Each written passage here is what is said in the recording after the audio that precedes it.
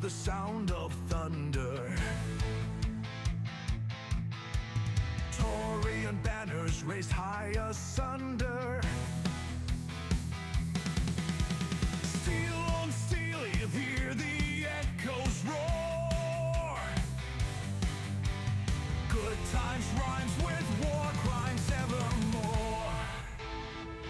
Get off our lawn, Starling scum, we stand as one. You'd better run, paws of fury, hearts ablaze. War pugs thunder through the haze.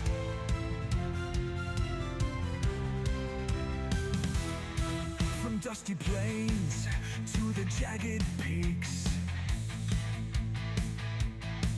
we guard our home through fire and sleet.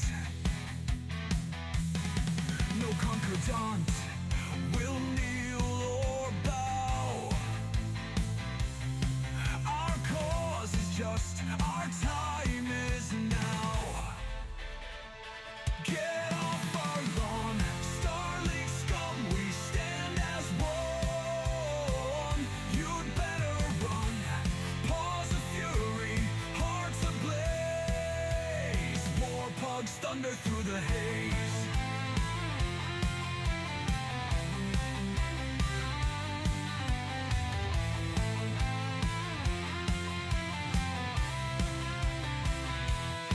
We're snarling thunder,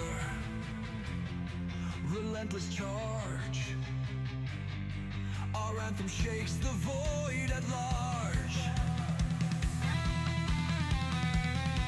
Bulldogs of justice, sharp and bold. Our legacy's forged in myths untold.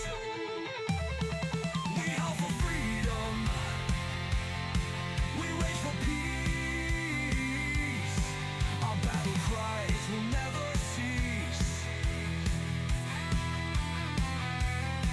The war pugs rise, unstoppable tide. Together we conquer, side by side.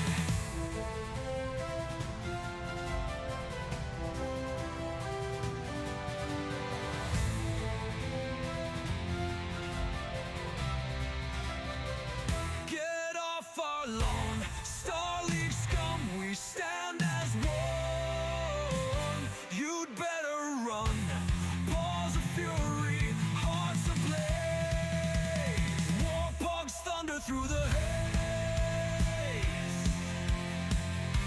Woo! Thunder haze. War Pugs. Hey guys, 1 second.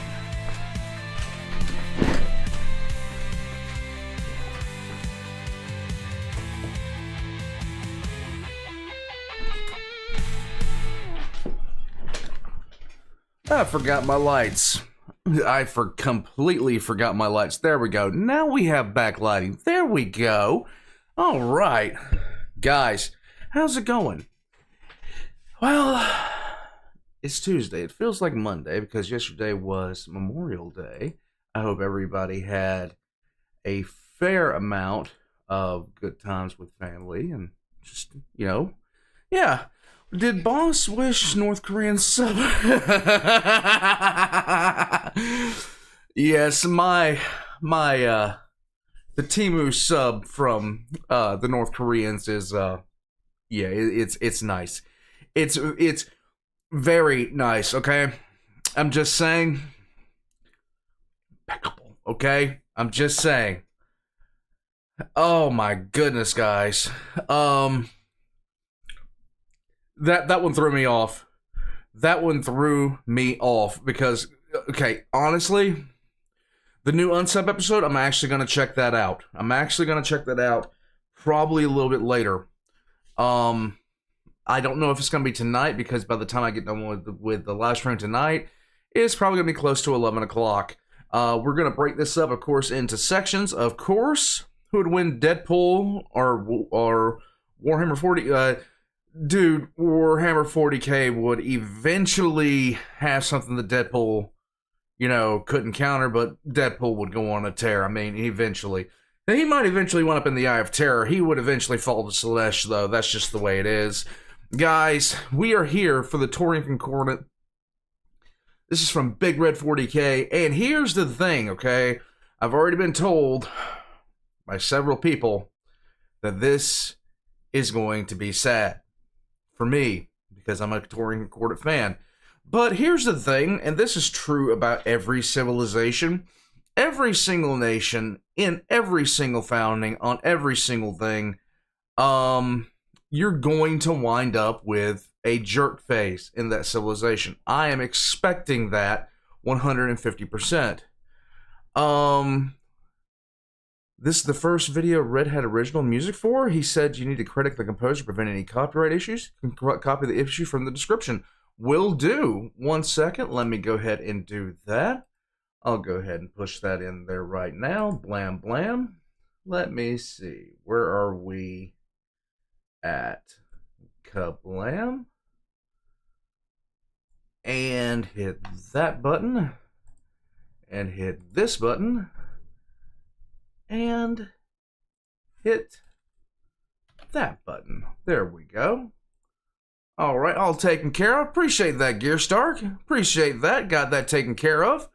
You don't have to like everything about your faction. Just keep the faith if you like it. This is true. I'm an Imperium fanboy. I don't know if you guys have noticed, but I like the Imperium. And there's a ton wrong with that thing. Guys, let's get into this. The Taurian Concordat, okay? Just 100%, it's going to be a long ride. We're going to be here a bit, okay? So I'm of course going to break this up into sections. I'm going to break this down into sections. Let's get ready to get started. X in chat if you're ready to go. It's the Taurian Concordat Warpugs. So far, my faction of choice. Evan Hawkers, thanks, bud. The Taurians have two consistent trends, and get off our lawn or we'll nuke you, and it's the Davians' fault. Sometimes that goes a bit dark. Still forever my favorite faction. Evan, I have no doubt that... I remember my first real experience with the Taurians, besides just knowing that they existed, was the fact that they had issues with the Davians. So I'm interested to see where that enmity comes from. Let's go. Warpugs, here we go. Thank you, Evan. Thank you, Gear Start. Let's go.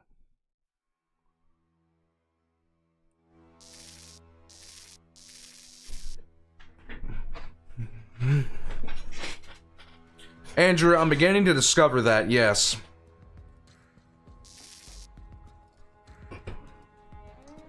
Let's go. The periphery often gets shackled with almost a Wild West perception about it. Out there in the exotic, though sparsely populated lands of this undiscovered and unfamiliar country are the states that tried to back away from the rest of humanity, to remove themselves from the bonds of terra that restrained countless billions in order to pursue lives based in freedom. From there, they would get out from underneath the thumb of the noble, ruling elite of the inner sphere. Noble ruling elite. I love how he separated those two words. It's almost sarcastic, is it not? And they would get to live off the sweat of their brow, the courage of their heart, and the determination of their souls. It's a pleasant fiction. Not just in that it's in a fictional universe, but it's a pleasant fiction in regards to how these half-formed successor states and the people inside of them exist. Oh. Of the most notable amongst them, there is a particular reputation, that of an empire built on freedom from the tyranny of the Star League. If only that were true. In the depths of the void, there resides a country that has rivaled the strength, industrial capacity, and technology of the inner sphere at various points in its history. In the fledgling days of the Great Houses, it roamed the expanse as a mature but unknown power. With the birth of the Star League, it was dissected to bring Ian Cameron's vision to life. But this resistance also brought this new union to its knees. Centuries later, it had more than a small role to play in the death of this system as well. Oh. Emerging from the Hyades cluster, this power has risen and fallen several times, but never vanished. And it has the potential, over the course of the oncoming centuries, to realize its true ability, to perhaps one day be a superpower unto itself. One of the first neo-feudal states to ever emerge, whether it recognizes it or not. In this piece, we are going to explore what is perhaps one of the most misunderstood, yet vital states, with a long, storied history in the world of Battletech. But we're also going to explore a country founded on laudable principles that has consistently failed to live up to them. They offer freedom, but not freedom from fear. And slowly over time, this place has become a prison of tyranny, built out of paranoia, hatred, and hypocrisy. If there is a god of this realm, it is most certainly a two-faced one, with freedom, protection, and prosperity on one side, and Buck, because flat out, Pacific Rim looks like this. despotism, aggression, and tyranny on the other. Yeah. So prepare yourselves to be conscripted. In the name of the protector of the realm, and in the name of all the constitutional rights and opportunities yet afforded to all citizens of the state, as we delve into the history and lore of the mightiest of the periphery states, the Taurian Concordat. Let's go.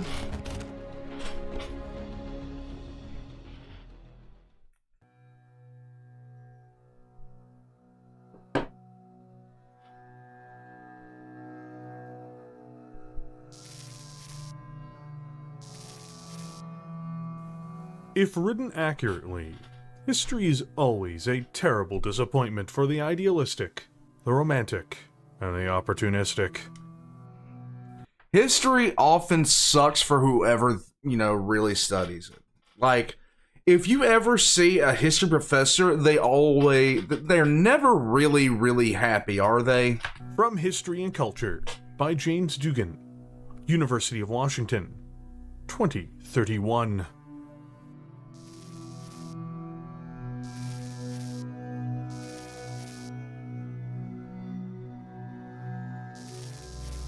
To understand the origins of the Taurian state, one must first look towards the place where all of mankind originates from.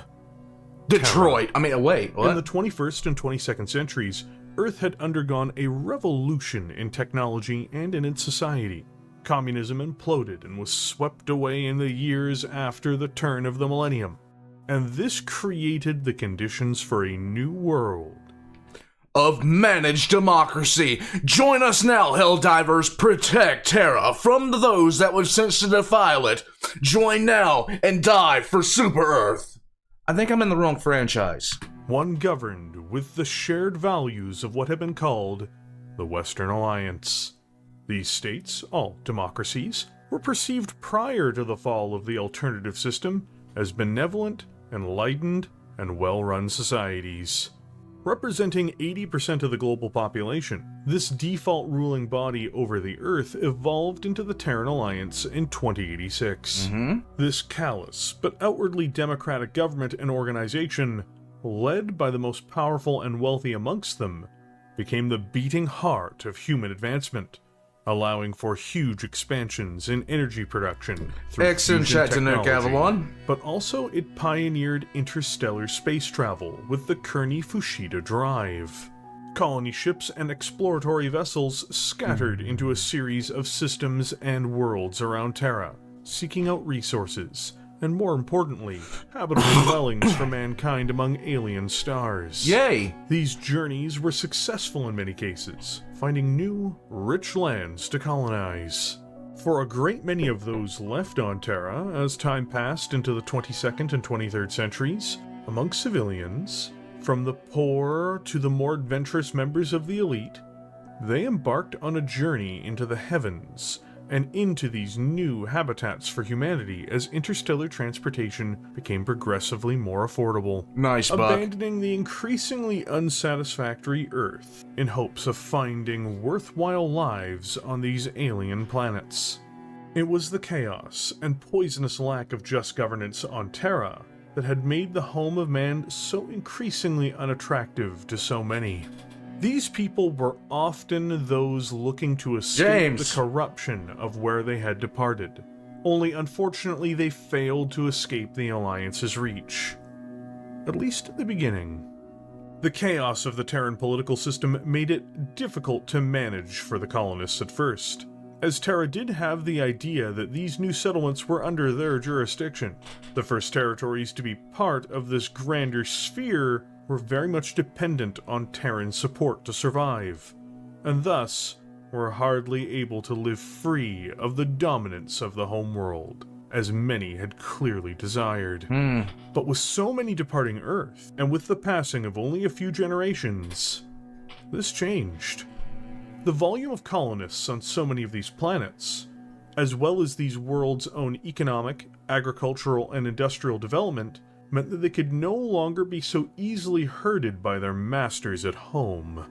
A quiet war began to emerge, with those wishing for freedom from Terra doing all they could to acquire transportation in order to harness the means of making this a reality. The Alliance Navy captured unsanctioned vessels, or those sold to these independence-minded groups, but it was far from clean. In 2128, the Alliance Parliament even went as far as to pass the colonization procedure referendum in order to stamp down on dissidents who were attempting to spread throughout their new empire abroad. Yes, because remember, kids, if you don't pay your taxes, the government gets pissed at you. The law more or less nationalized all interstellar travel. This inevitably failed with time, however. Independent jump ships began to transfer water, people, and other resources between worlds frequently by the end of the 22nd century, with the primary example being the Ryan Cartel. Colonies were formed by illegal settlers, and others were supported by functionally law-breaking jump ships, who were increasingly poised to break free from the tyranny they had faced. All of these factors then opened up the possibility, finally, for true independence from the suffocating embrace of Earth. In 2236, at the furthest edges of the known expanse of colonies at the time, a coalition of settlements, tired of the high taxes, as well as the arbitrary and corrupt rule they were forced to live under, imposed on them from distant Earth, declared their independence from the mother country. The first of the colonies to demand their liberation was the ironically named World of Freedom. Yay! Other nearby colonies joined in unity with them in a short period of time.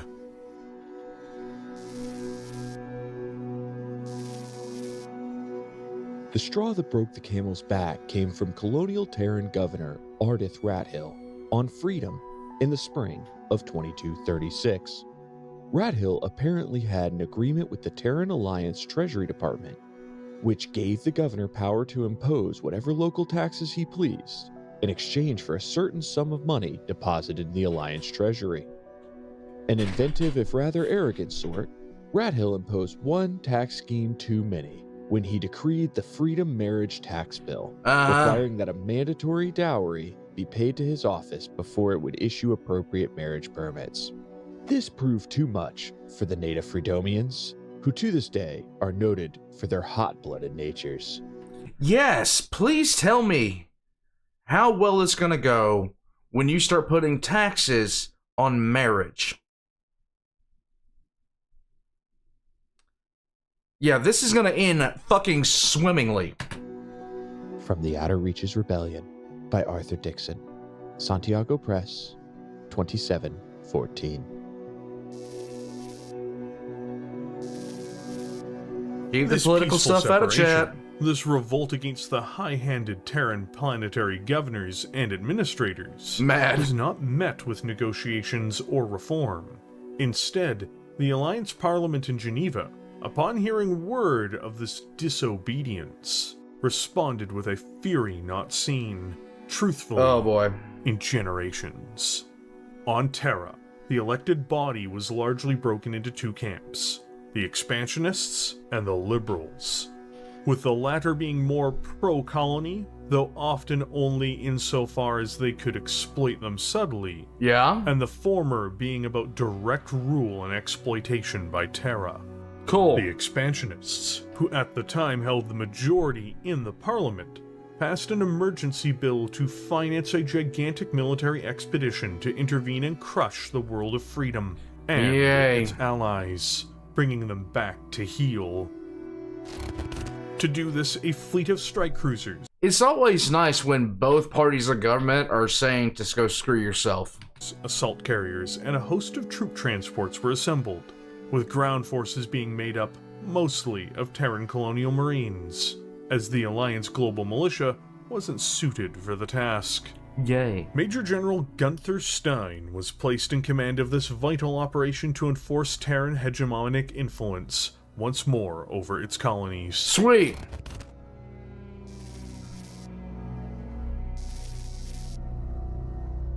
Stein was a fool. No, worse than that. He was a fool in the general's uniform. He thought only in terms of abstract numbers. Ah, so many ships, so many men, and failed I know, right, to Fox? see his adversaries in terms of human feelings and responses. That was his undoing. And ours. I like the. From the Road to Freedom by General Armando Lucchesi, Celestial Spheres Publishers, Terra, 2241. Okay. The book is called The Road of Freedom. The Road to Freedom. Wow, that's a double entendre in terms of what's going on in this. Originally intended as a short campaign to crush the rebels, believing they'd face minimal opposition, the Terran Expeditionary Force instead ran into a wall of resistance. Even as things began, it was a total mess. Upon entering the rebel systems, the task force anticipated they'd be in duels with poorly armed merchant vessels. Instead, they found ships that were charging them with reckless abandon, bypassing the heavily armed cruisers of the Terran fleet, and instead crashing into vulnerable troop transports and supply vessels, catastrophically damaging and destroying both ships in the process. This fanaticism was shocking to the Terrans, and it was but a taste of what they'd come to expect. The landings on each world faced unique problems. Izar opted to fight a dedicated insurgency, letting the Terrans take settlements, but then striking out at them from hidden positions, or using local terrain to hit and run. Even with weaponry that was much more primitive than their Terran counterparts, this never fully allowed them to secure the planet. The World of Freedom, the place that had started this entire disaster, was turned into a citadel, with a mass of trenchworks and fortifications for its defenders, built in such depth and with such effort that only dedicated, intense orbital bombardments could effect breakthroughs. Oh, that's nice. The war here turned into a grinding siege. The defenders stated from the start that they would sooner see their capital, Jefferson City, burn than surrender to their oppressors. Other worlds faced wholesale destruction, with one example being the massacres on the planet of Summit. The very leader of the massacre, General Seth Van Dorn, arrived on Freedom to reinforce the local commanding officer, General Desmond, who had been awaiting further supplies and reinforcements before aggressively pushing forward in the siege.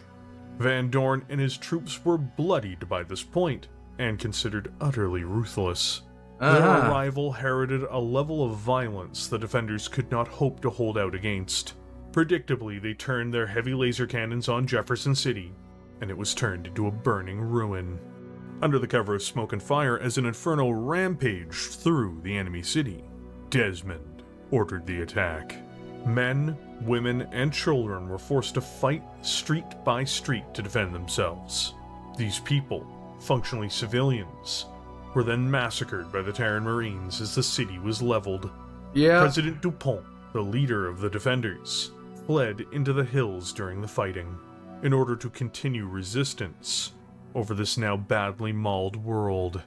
In the midst of all this, the Ryan cartel played a subversive role, stepping in to supply the Terrans with water and other supplies, while also, at the same time, transporting, quietly, rebel forces and information. They wanted to see the Terrans' dysfunctional empire end as much as anyone, with the supply chain being utterly broken, as it was dependent on unreliable third parties, and being stuck in a series of grinding campaigns against determined enemies, willing to sacrifice all to stave off their opponents. There was just no way to succeed. The Terran Marines could massacre the people of the Outer Reaches, and did so in huge numbers, across every world they touched, turning many homes into ashes, and the families living there into corpses. But they couldn't get the locals to comply, and they could not resolve their supply issues. Without ever acknowledging it, quietly, the Terrans began to withdraw from the combat zone. By the middle of 2238, the war was over. The Outer Reaches rebellion had won. The political fallout of this campaign was shocking, with the Alliance rescinding to their reliable core territories, leaving much of the rest of the human sphere without governance, for good or for ill. Many of the planets which had fought back were left with hollowed-out industries, abandoned cities, ruined economies, masses of maimed people, and widespread homelessness. In the chaos of the Terran withdrawal, many people on these now ruined worlds opted to depart, not to return to Terra, but to get even further away from it, to start their lives over again, hoping to salvage themselves from the wreckage in a new place, far from the nightmares they'd seen and now lived. One of these survivors, one of these new explorers, was a woman named Samantha Calderon. This is, without a doubt, how a lot of villain arcs are started. And it's not that hard to see why. The Earth in of itself, or Terra as it's called,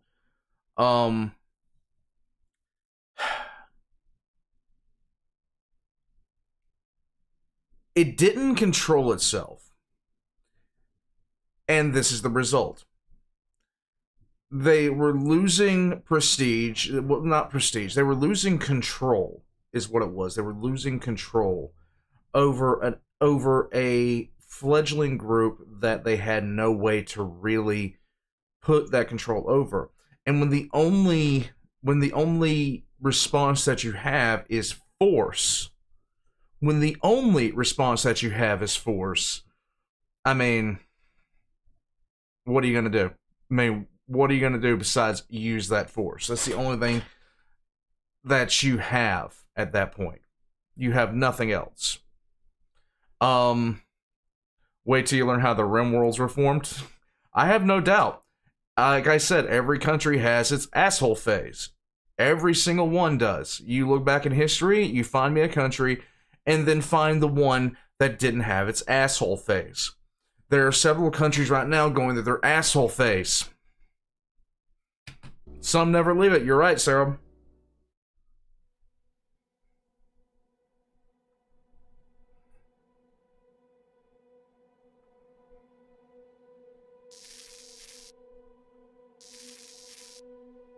Morals are one thing. Survival is everything. Samantha Calderon, October 2252, in an issue of Modern Explorers, New York, Terra.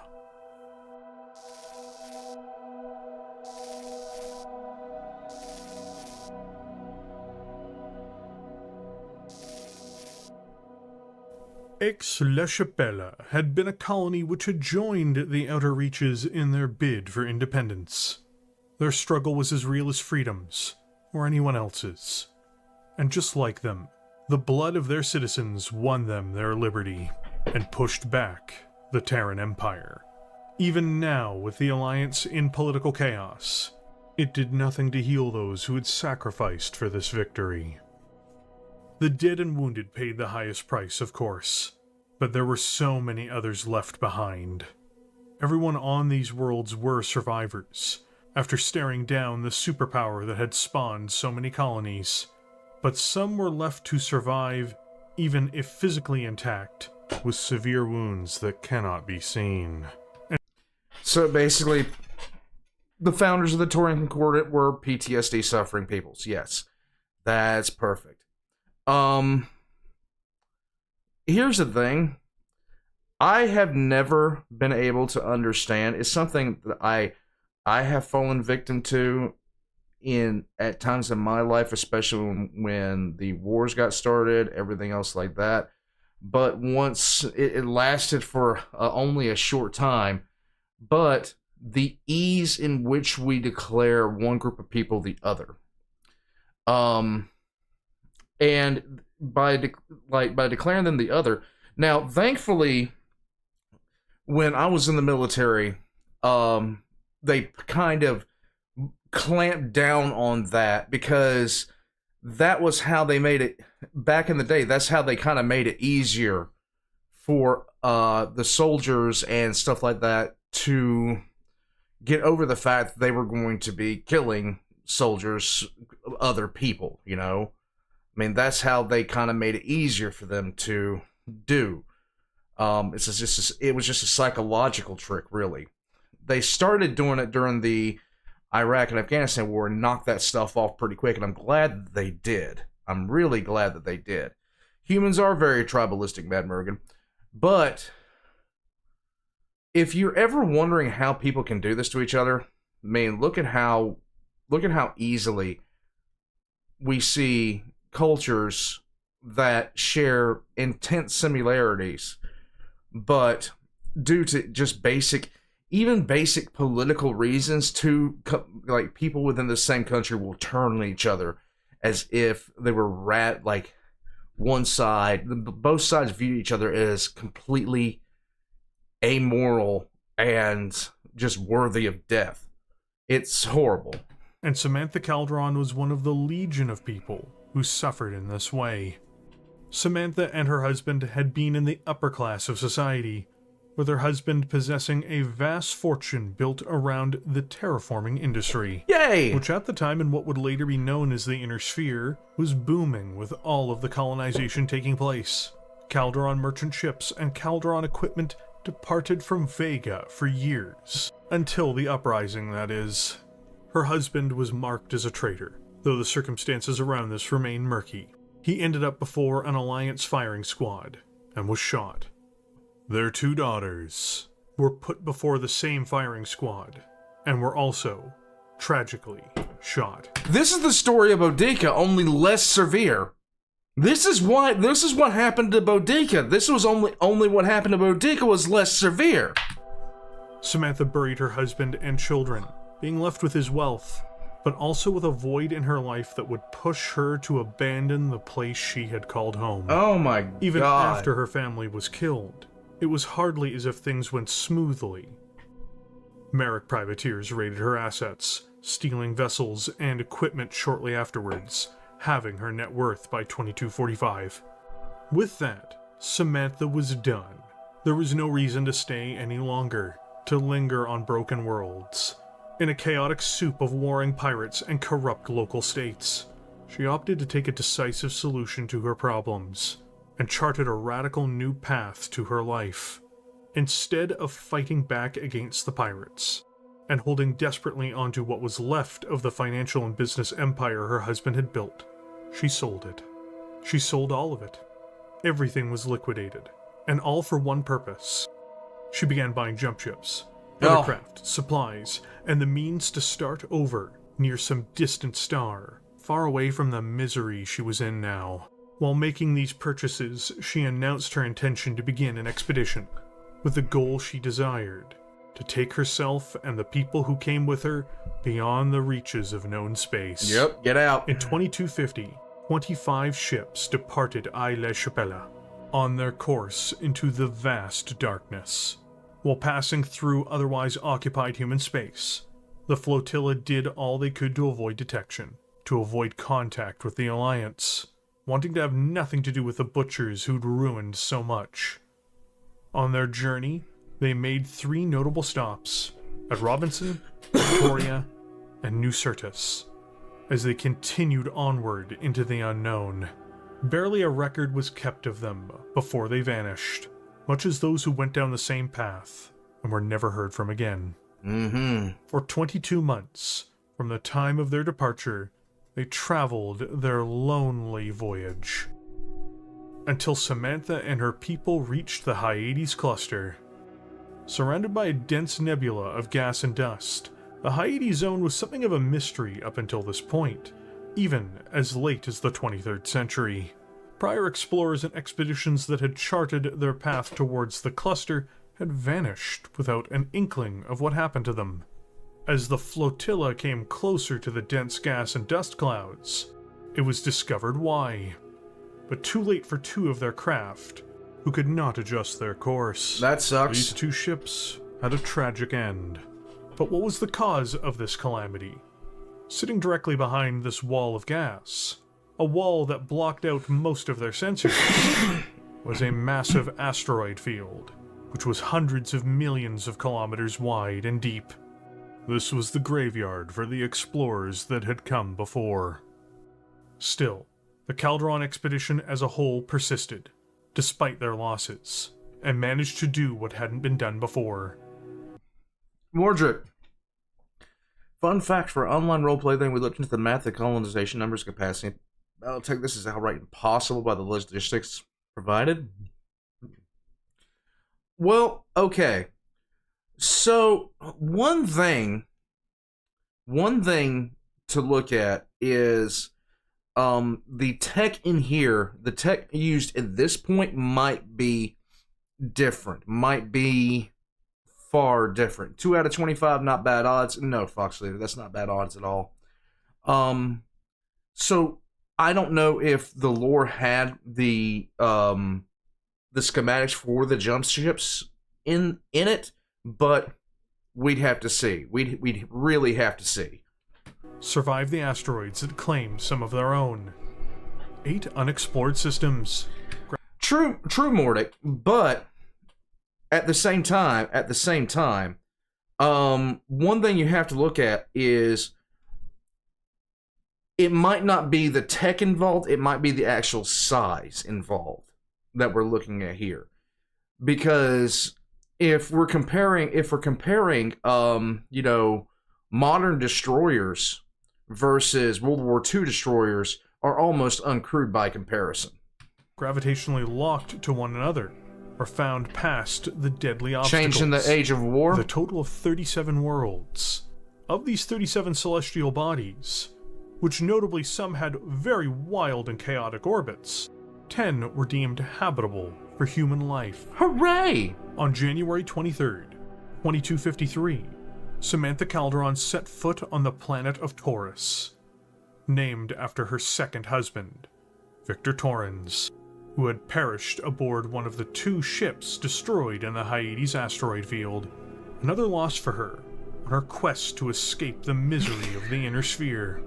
Hannibal, do not disparage the clownfish that are currently residing in the North Korean ship's bridge. They are noble crew, they are brave crew, and they recently took up their post to serve the supreme leader. How dare you question the clownfish's integrity? Much to the fortune of Samantha and this new colony, Taurus proved to be rich in natural resources. Sweet! And its soil proved fertile enough to grow common crops. By 2253, and for the next 15 years afterwards, Samantha Calderon got to live her dream. Her dream of escaping the desolate home she'd known, and avoiding the corrupt, sinister governing bodies that lay where she'd once called home. With only a few thousand inhabitants, in under 2 decades the population doubled as this idyllic home grew in prosperity. Samantha had persevered, along with those that had survived the journey with her, and had created a new home on Taurus. Yay! And they'd done it without even being seen, or having to rely on Terra, or the other colonies of old. As a leader, And as an explorer, Samantha had boldly pushed forwards, and she'd done something few could ever imagine. But all lives are fragile, and all stories come to an end. Samantha Calderon died in an accident on March 14th, 2268. She was considered a visionary by her followers. But with her passing, there was time to reflect. It was a time that some began to imagine a world, perhaps different than her vision. Her successor as leader, Timothy Calderon, her only son, was to be the one who would create something that would have a history that would stretch to almost 900 years in the human sphere. Timothy Calderon, more than his mother, is the true father of what would become the Taurian state in its truest form, and cemented the rule of House Calderon. The state was to become the Taurian Concordat. Nice intro.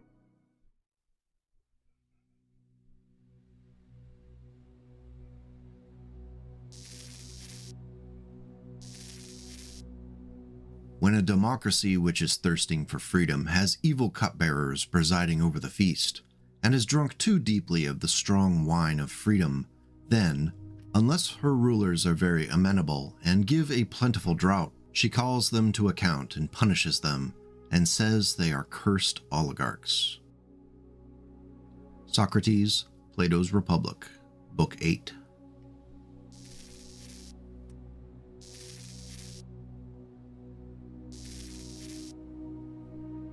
Okay. Taurus, now as a fledgling state rather than just a colony, made the only decision the people felt they could after the death of their leader, Samantha Calderon. They turned to her son, Timothy, for leadership in the wake of the accident that claimed her life. Here's the world, little Timmy. Do your best.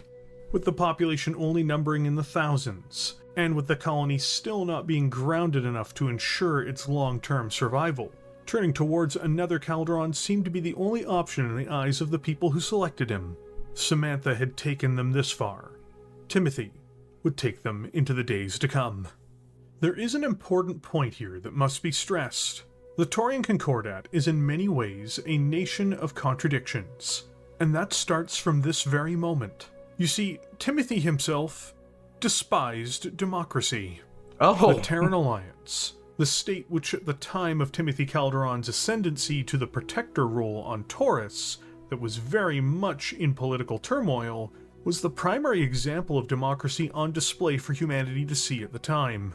This was a violent, oppressive, imperialist regime, operated by ruthless oligarchs and politically self-serving elites. It destroyed the lives of literal worlds worth of people, and sent its own armies into grinding battles of attrition.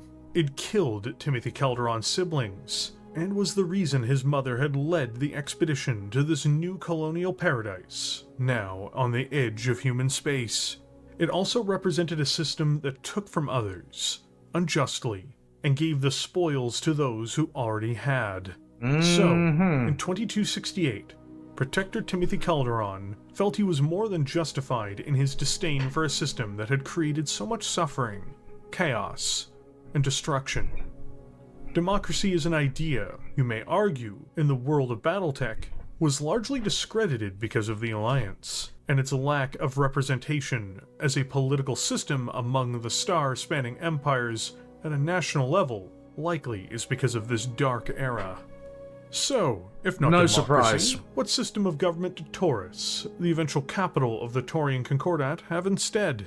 The new protector, decades before the Terran hegemony even came into existence, with a coup launched by James McKenna, and far away from Terran influence, declared the role of the protector as a hereditary title, to be passed down through his family, rather than being selected through some democratic process. You don't vote for kings!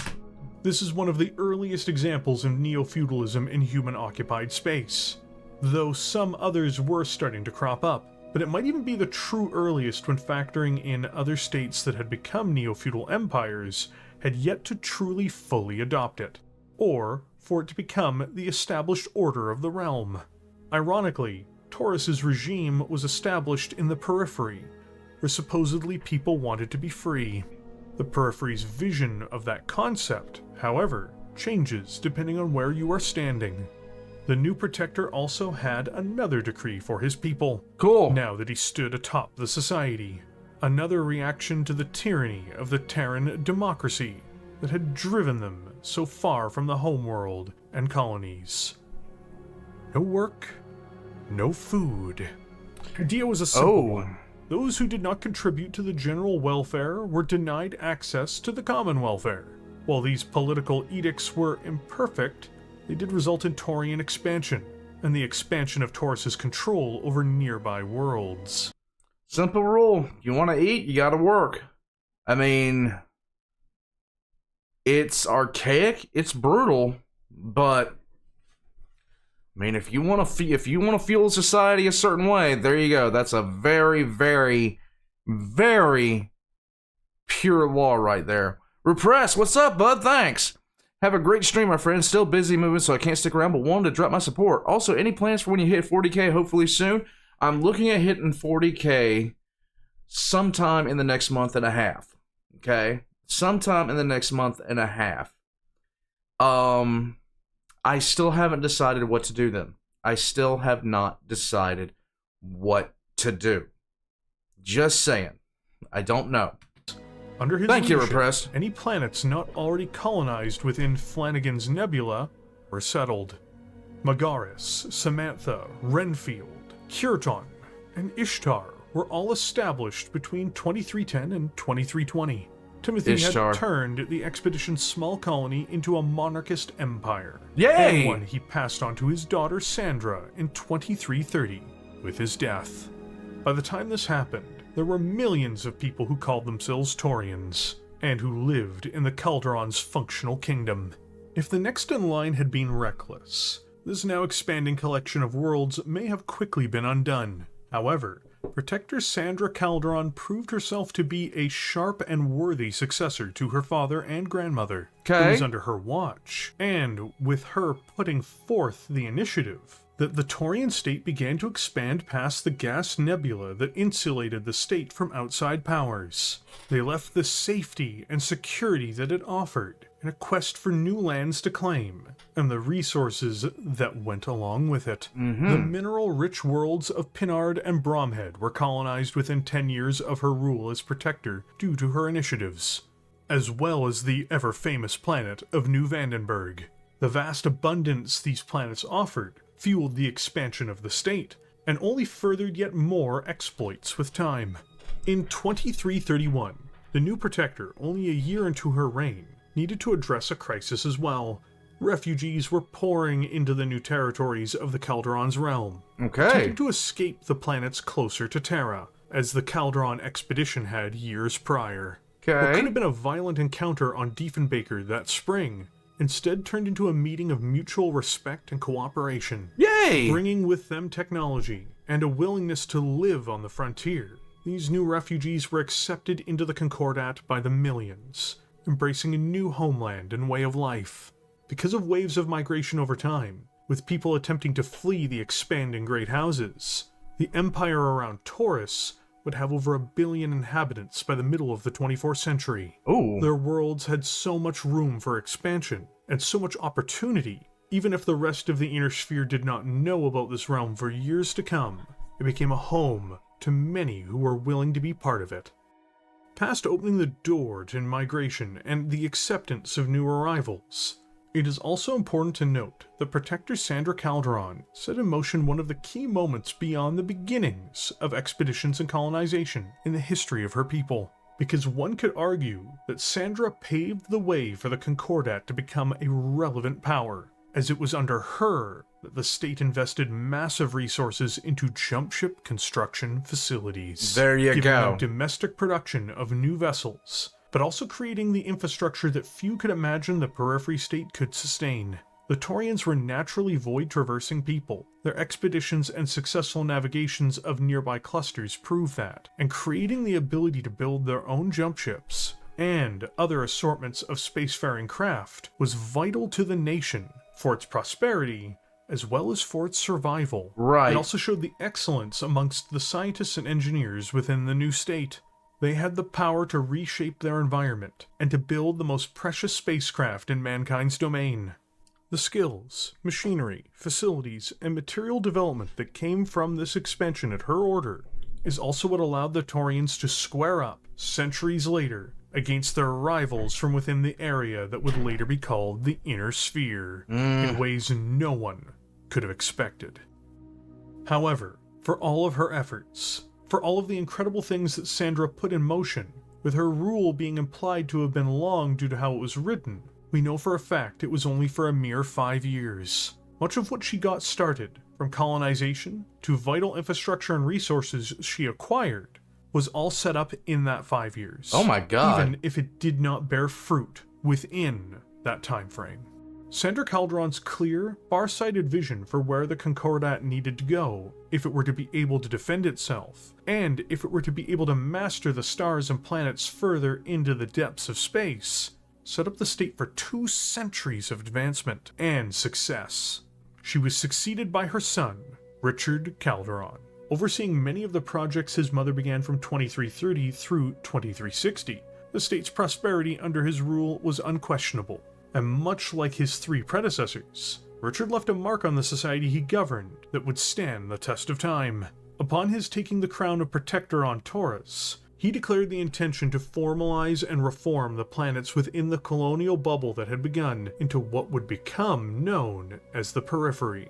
A new political organization was crafted, one with consistent laws and governance. This was to be named the Taurian Concordat. There we It was go. envisioned as a commonwealth of worlds.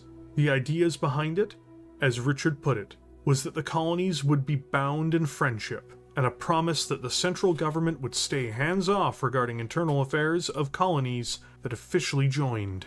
What would the Concordat be then? Well, in this union, those that were a part of it would contribute to the common defense of the nation. Those colonies that chose not to participate in the Concordat would not be penalized. Okay. Free and open trade was to be respected. But Okay. if worse came to worse, and their planets were assaulted, the new Concordat may not protect them, unless they were members of the common defense. Much like Timothy Calderon had said decades earlier. No work, no food. This is gonna take a turn, I'm guessing. It's gonna take a very violent turn, I'm just saying. No, Buck, Amaris was from the other side of the Inner Sphere. Only in this case, Rimsroll Republic. no contribution to the common defense, no protection. In the end, 17 of 18 worlds in Taurus's sphere of influence and colonies joined the pact. The Taurian Concordat was born. Yay! It does sound too reasonable. In fact, it is a good thing. It was founded on good principles. Now, it's going to get bad. It's going to get bad. I know that's going to happen. Yes, it can always get worse, Tony. Oh, the violin!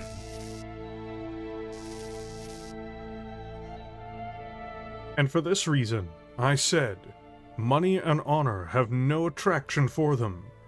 Good men do not wish to be openly demanding payment for government, and so to get the name of hirelings, nor by secretly helping themselves out of the public revenues to get the name of thieves. And not being ambitious, they do not care about honor, wherefore necessity must be laid upon them, and they must be induced to serve from the fear of punishment. And this, as I imagine, is the reason why the forwardness to take office, instead of waiting to be compelled, has been deemed dishonorable. Now the worst part of the punishment is that he who refuses to rule is liable to be ruled by one who is worse than himself. And the fear of this, as I conceive, induces the good to take office, not because they would, but because they cannot help, not under the idea that they are going to have any benefit or enjoyment themselves, but as a necessity, and because they are not able to commit the task of ruling to anyone who is better than themselves, or indeed as good. Socrates, from Plato's Republic, an excerpt from Book 1.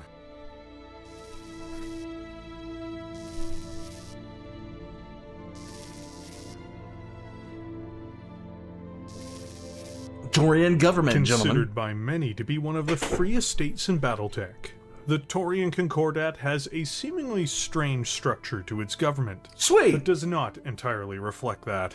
To begin to understand this organization, however, one must look at how the Taurian system is arranged. The Concordat is a series of worlds, each with their own independent governing bodies. These governments are typically some form of representative democracies with self-rule, though there are several worlds which in essence have dictatorial rule, such Okay. as the capital, Taurus. In theory, their self-rule is quite robust, though historically this isn't consistently respected. Each planet then owes its allegiance to the Taurian Concordat, and to the Protector as well. The single most powerful position in the entirety of the Taurian state, and very much keeping with the ideals that Timothy Calderon laid down when he established it as a hereditary title, the Protectorship is the highest position within the country.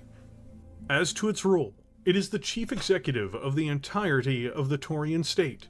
Whoever holds this title also is the commander-in-chief of the entirety of the Taurian military.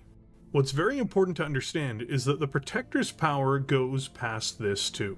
This role, while theoretically a constitutional monarchy, is much closer to a House Lord, and always has been. Okay. Because whoever is the Protector is also the primary policymaker for domestic decisions, as well as external diplomatic offerings. Those planets that have democratic self-rule? Well, kind of, unless the Protector wishes to change the laws or impose his position. The Protector has also been demonstrated to have a near complete say over economic development. So basically, his position that is flat out more king than anything else. It's not a position of like first among equals at all. Yes, dictatorship with extra steps. Yes, Hannibal. And they have played direct roles in the function of the state in ways that would be shocking to people living under a system that is not authoritarian. The only barrier to complete dictatorial power for the monarch of the state is the Concordia courts, which will periodically review if the Protector's edicts, commands, and behavior are in line with his constitutional role. There are very, very few instances of this body restraining the power meaningfully of the Protector. Okay. And under a national emergency, such as the Concordat being in a military conflict, the Protector gains full and complete authority over matters of state, in order to effectively prosecute all war goals. Once a board of the original families to settle the Hyades region in the early days of the Concordat, the Privy Council has evolved into a set of advisors for Ah, yes, the Privy Council. the Yes. Protector. Representatives from every major department of the government Jaden. are in this council, as well as other direct advisors appointed by the Protector. Often being friends, colleagues, or outside experts they've relied on up until this point. The Council meets monthly to review matters of state and to make recommendations to the Protector. But the head of state is in no way bound to listen to the advice provided by the Council. Of course not. The most important single department of the central government of the Concordat. The Ministry of Defense is, if anything, the biggest reason, in theory, why the Concordat exists, according to Richard Calderon, the man who Somebody said earlier that this is giving them Prussian, Germanic Prussian vibes. Now we have reached true Germanic Prussian vibes, because now we have a military that has a state instead of a state that has a military. formed the Concordat into its modern state.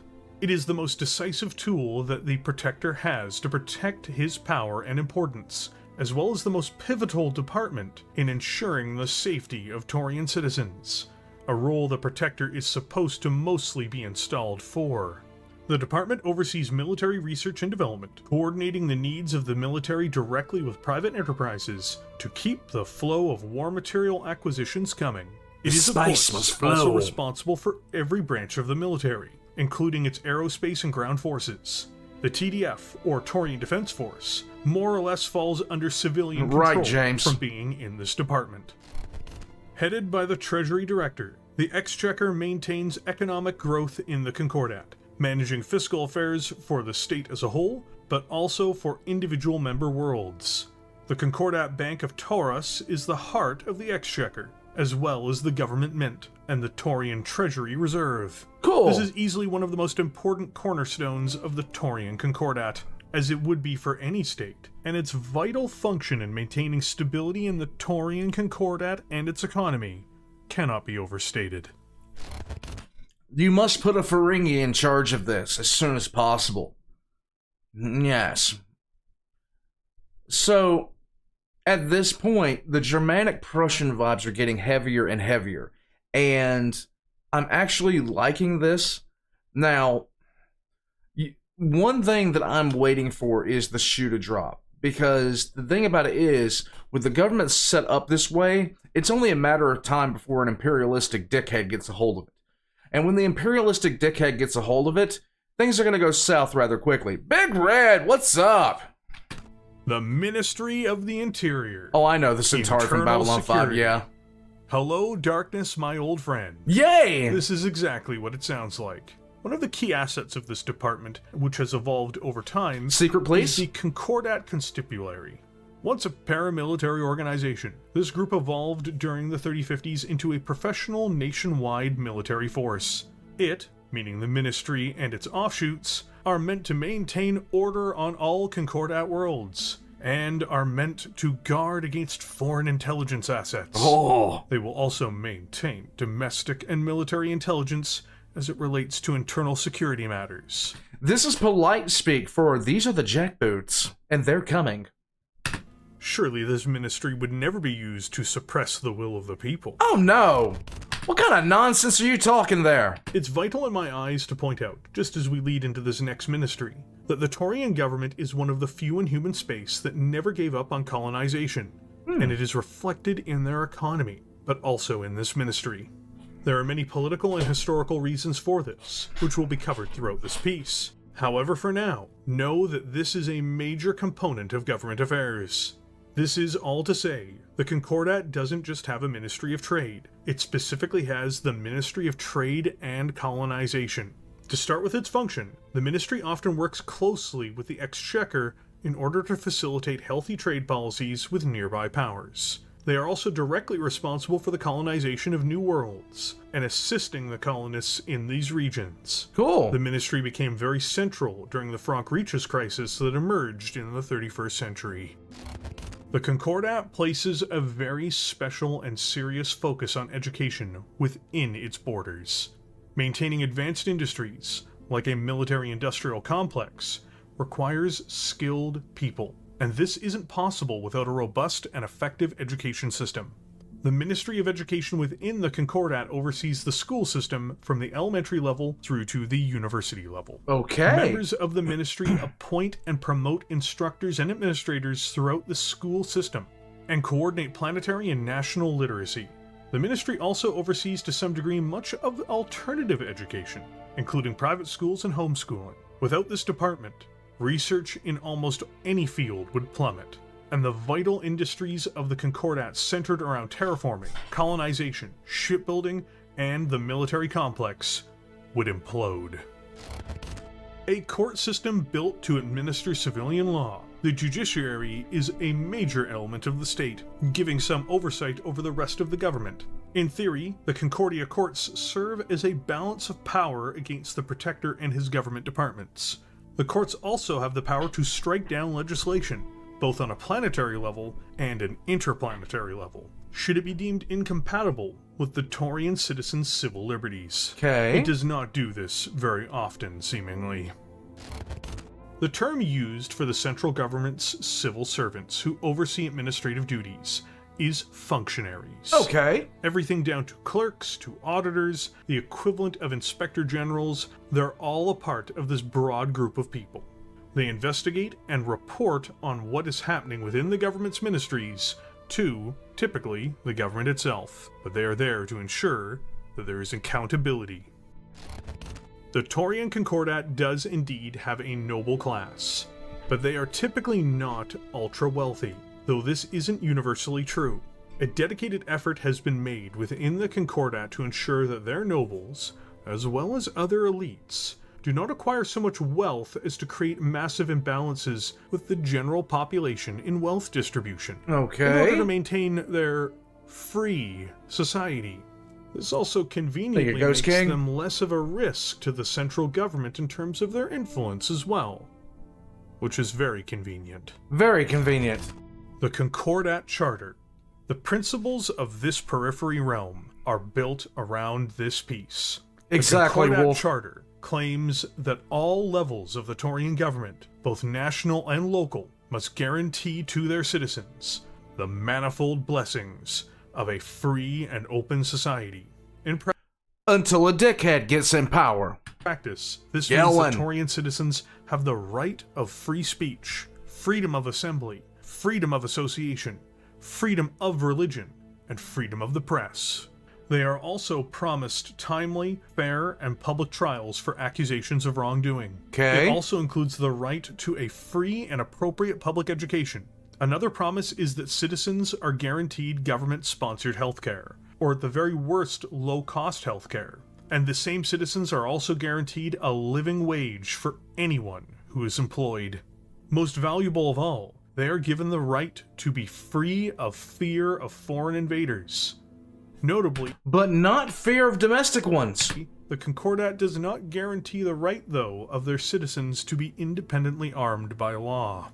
To secure these rights, all Taurians bear an equal share of responsibility for securing the nation. The Taurian citizens are obligated to serve 4 years in defense of the homeland, either as soldiers or in some other capacity directly related to the good of the state. After this, their specific obligations to society are complete. This is done to honor the words of Samantha Calderon, who said, "Those whose country permits them to seek their own destiny will serve it best in doing so." The Concordat has historically not lived up to this charter, but there are often those who are in power who try.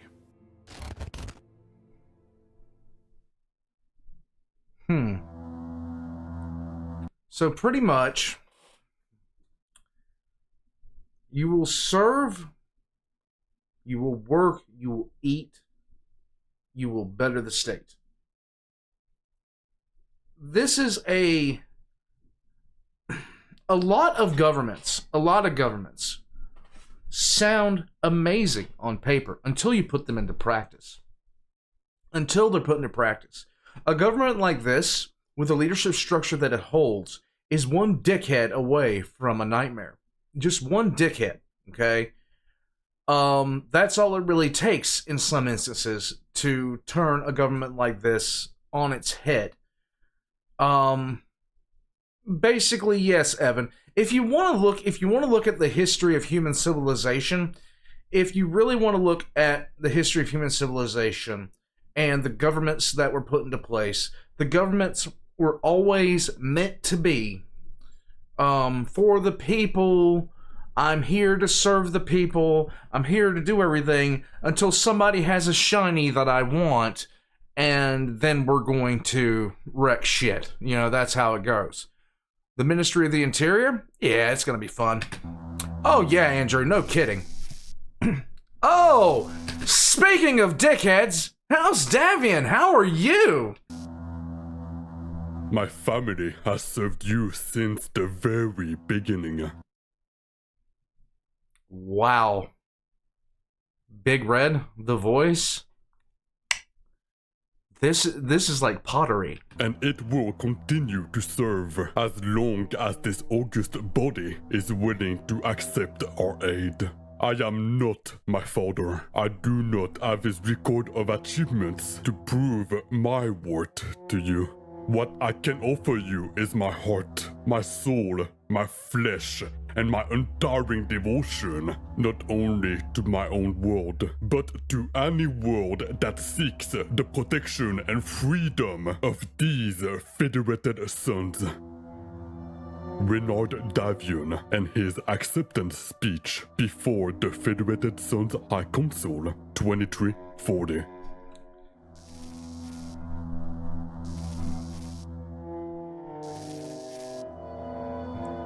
Oh boy, I love a section dedicated to the Davians. While the Taurian Concordat had been expanding within the outer reaches of the periphery, shielded by the Hyades cluster, and while it This is Von Straub's Battletech edition? Are you kidding me? This is Von Straub? was prospering and having an influx of refugees from the increasingly volatile inner sphere, things had begun to change within the lands of the Calderon's origins. The Free Worlds League took shape first, Yay! before the Terran hegemony, Federated Suns, and Draconis Combine followed. Glory to House Marek! By 2340, the Lyran Commonwealth II had appeared within the vacuum left behind with the retreat and eventual collapse of the Terran Alliance. These Rip-Off Productions, thank you, bud. To quote my mother, communism is the perfect society on paper, but it always ends up being run by assholes. It's so appropriate. In any government system, you want power distributed amongst enough people. You don't even the United States currently has too much presidential power. There's too much presidential power, and it's been too much presidential power since since like the 30s and 40s, stretching onwards. And it continues getting more and more centralized in the office of the president. It didn't used to be that way. And the reason that the founding fathers set up this the way that they did was to prevent a single asshole from taking power. And yes, Red Hawk, Wilson. Fucking Wilson. Anyhow. But yeah, if you look at it, communism is the best thing ever on paper. The problem is, it usually, when a communist revolution happens, it's usually the most ruthless asshole that winds up getting into power. And that most ruthless asshole is the one that takes the power, and he's going to be there for the people just as long as you don't like him. It really, really sucks. It really, really sucks. No, the Fat Electrician would perfectly agree with that, Gearstark. He has said so before. He has said on paper, as everyone else does that studies any kind of political theory, that communism is the best form of government. Until you introduce it to the human factor. great houses were either founded as neo-feudal states, or grew and matured into them. The state closest to the Taurian expanse, or at least the one which concerned them the most, was House Davian, the Federated Suns. Even if there were no communications between the two, and the Federated Suns did not yet even know of the Concordat's existence. The Federated Suns, at this time, was a ruthless expansionist power, pushing out in all directions, not through colonization, but through diplomacy and conquest. Decades of fighting border wars with several states in what would later Buckley. become the Capellan Confederation had proved how dangerous they were, and created many of the refugees which had fled into the Concordat's arms. This era of fighting was meant to end with the signing of the Akala Pact, which was designed to settle disputes going forward. To the Davians, this was even seen as an opportunity for them to annex the Capellan hegemony, the surrounding regions like Tikhonov peacefully. But the intention was always expansion. In the wake of this non-aggression treaty, the Davians continued their relentless expansion, but mostly focusing on doing so through diplomacy, rather than following their prior path of 20 years of fighting along the Capellan front. This collapsed in 2357, with First Prince Reynard d'Avion, the third First Prince in the entire history. Hold on a second. Big Red, are you in here? Because I must show this now, okay? Hold on a second. Because this is what it sounds like to me whenever I hear. Hold on a second.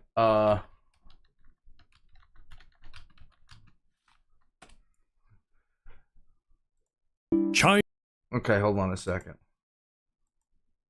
This is what it sounds like to me, okay? So brace yourselves. This is what it sounds like whenever I hear about the Davians. Kaiser! feine Ferdlinge, Fingerlinge, van Hots, Fine, Magnaberries, half sisters, Nick Vietrin, and no floats in the edge, wolves, the Zerski, and Globes, no Trestro, Yasko, Grad, triggering a war between King Juan Jose Maria Rigoberto, Juan Fernando Domingo de la Diabetico, and Pierre Celestine Establishing the Grand Duchy of Neue Ucksteinberg, a tax haven with a population of 16.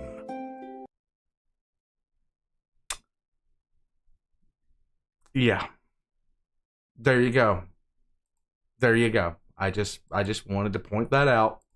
Three of the Federated Suns attacking the Sarna supremacy and occupying the world of Bel, followed by making even more brazen demands for more worlds from the other Inner Sphere power, violating the Akala and Almach Accords. The Davians are responsible. The Davians alone are responsible for more what the fuck moments that I have experienced in Battletech. With Karita, it's more what compelled you to do this. With the Capellans, it's more like, well, you're a Capellan, I expected you to do this.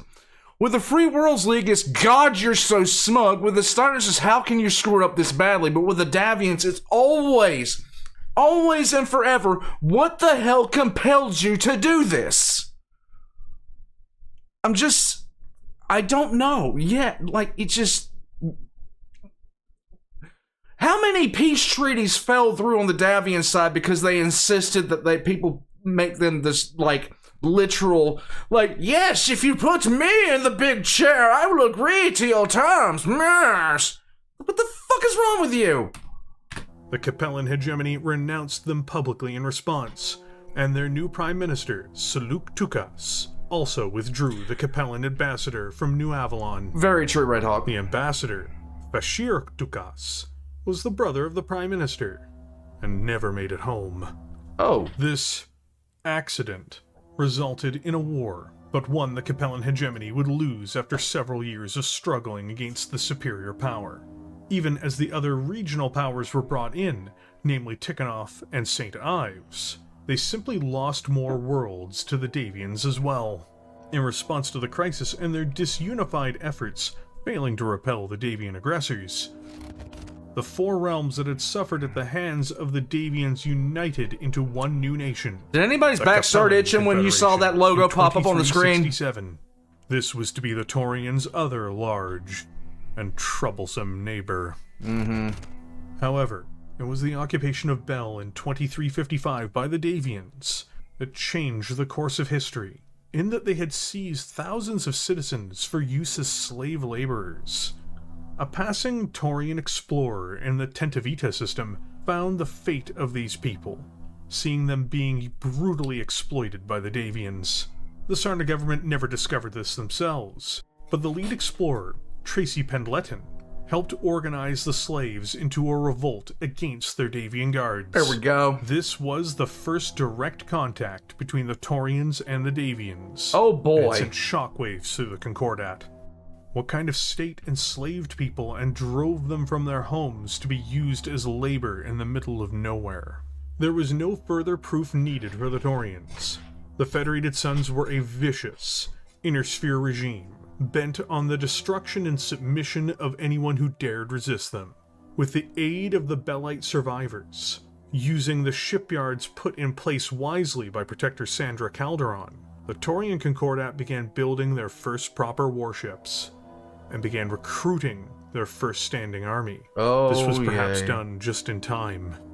In September of 2368, 8 years after the liberation of the Belites by the Taurian Concordat's explorers, Franco Leal became the Chancellor of the Capellan Confederation, seizing power and causing political turmoil within the fledgling Confederation. Oh, what else is new? Resulted in wars with all of their neighbors. Yay! But also a splintering of its military forces. Oh, what else is new? Tormasov's Galactic Rangers The word of the day when that comes to the Capellans is trend. were one such example. A noble with an army on the run from the Capellan Confederation and Federated Suns, he landed on a world that was meant to be uninhabited, Pinard, looking to either set up an outpost for operations or to just pass by. What Tormasov found instead was a heavily armed Taurian military outpost. Oh. Under a banner of truce, he sought a meeting with the new mysterious defenders. The Taurians opted to meet with him, if only to find out more about the fledgling Capellans, and about inner-sphere military tactics and practices. It was Tormasov's mutual disdain of the Davians that helped keep the situation from immediately blowing up when he met with Richard Calderon. Unwilling to aid the rebelling Tikhonov commander, and unable to find enough common cause to ally with him, Richard Calderon demanded that his men lay down their arms until the Taurians could resolve the dilemma. Before negotiations could go further, though, fate had it that Capellan ships, in pursuit of Tormasov, arrived, led by one General Leblanc. The Rangers entered into a skirmish with the Capellans before diving out of the system, making a jump into Davian space, after capturing several Taurian vessels.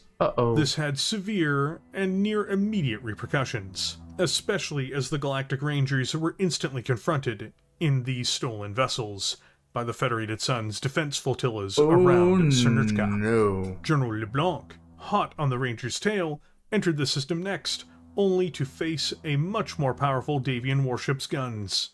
The Galactic Rangers' remnants fled, and the aggressor Capellan fleet under Leblanc was utterly smashed.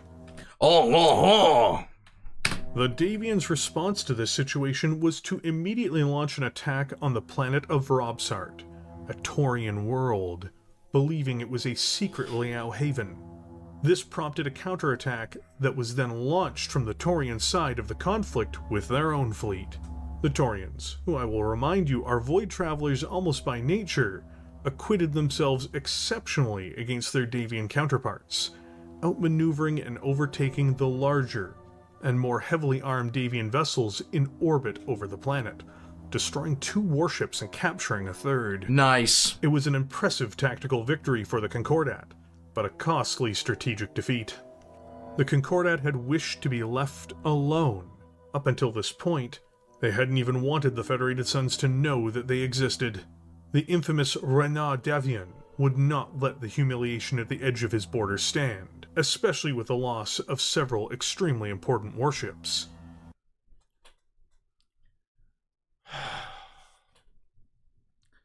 I'm going to invade your planet. Oh no, you repelled my invasion. You have purposely humiliated us by actually not dying. You have now started a blood feud. The fuck is wrong with the Davians? Come on, man. Just go to them and be like, hey, look, we thought you were somebody else. Our bad. Instead, you gotta sit there and be like, shut the fuck up. At least, this was the thinking on Taurus, anyway. Oh. The Taurians had shown the Davians their horns. What was to come next was war, or at least a fraction of one. Fighting broke out sporadically across the Pleiades cluster between 2369 and 2371, causing Protector Richard Calderon to give himself emergency powers due to the military crisis. Hooray! Nonetheless, instead of boiling over into a full-blown, massive military conflict, and while the fighting was not insignificant, the Federated Suns never escalated beyond this being a border skirmish. To the Taurians, however, this was a fight to the death. It just never really evolved into the ultimate fight for survival that the Concordat and its leadership thought it would. The Davian juggernaut had turned its full attention to the Capellan Confederation during the war, and We are French. The Leia have croissant. The Taurian do not. Their horns look like croissant, but it is not. viewed the Taurian Concordat as little more than incompetent brigands, living primitively out in the void, officially even describing the Concordat as an, quote, organized band of pirates, unquote. Renard Davian died shortly after the brief war with the Concordat emerged. Oh no, my Though it is croissant! important to note that the Concordat, in the broad scope of history, was viewed much more significantly by Davian scholars. Pretty much, Kenneth. It is debatable whether the emergence of the Capellan state saved the Taurian Concordat, or whether it was the other way around. What is certain, however, is that Reynard Davian found himself with too many opponents, and failed to destroy either when he had the chance. When hostilities broke out with House Carita, the Federated Sun Stephanie, they're French. What do you expect? Arrogance is in the bloodline. has lost its opportunity to ever do so again. It remains one of the more tantalizing what-ifs of history to speculate on what might have happened if House Davian had seized the chance to eliminate either state when it still had the power to do so. From Federated Sun's Military Policies Before the First Succession War by Professor Albert T. Jurgensen. High Spire Free Press, 2617. Okay.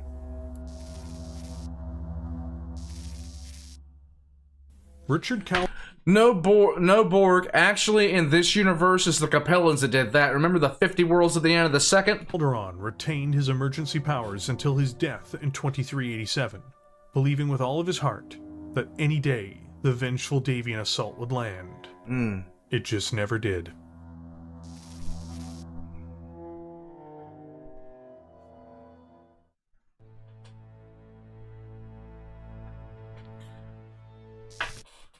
Christian? No. No. I'm quite comfortable living here amongst the Taurians. Just gotta let you know that. Thank you, though. Appreciate it. But I will not be a future Davian citizen. No, thank you. No. I have a glucose problem.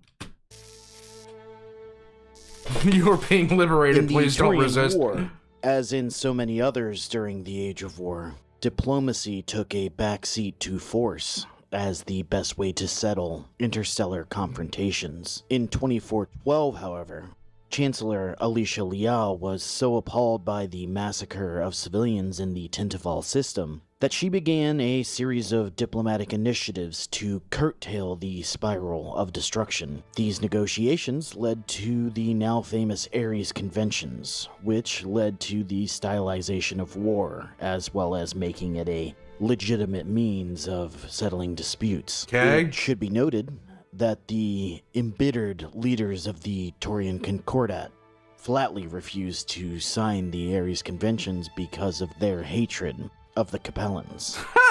Nice. From the Age of War Nice. by Aurelius Thank you, Pagorsky, Christian. Commonwealth Historical Press, 2841.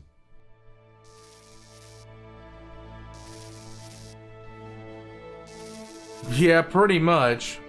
The Age of War! The 24th Christian, thank you. What successor state would you like to be in for a civilian, military officer, and merc? Wow, that's actually a good question. Okay, for civilian, give me Free Worlds League. For civilian, give me Free Worlds League. Okay? Flat out. I haven't completely researched yet.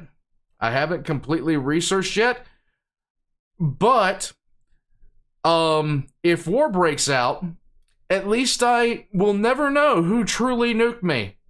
Because it's either enemies of the Free Worlds League or my own fucking government. So, yeah, that's my decision there because, you know, at least I'll go out with a little bit of mystery and a question in my head when I hear the bomb go off. As far as military, give me Carita because I will say this. Steiner doesn't know what the fuck they're doing. The Free Worlds League can't figure out who's fighting who at this point. The Capellans fucking lull. The Davians can't stop screwing up. And the Caritans, yes. The Caritans, yes. Why? Because they're the only ones that seem to act like they have fucking common sense half the time when it comes to having a military. Okay? They're the only ones, period, that seem to have any common sense as far as what I know about Battletech.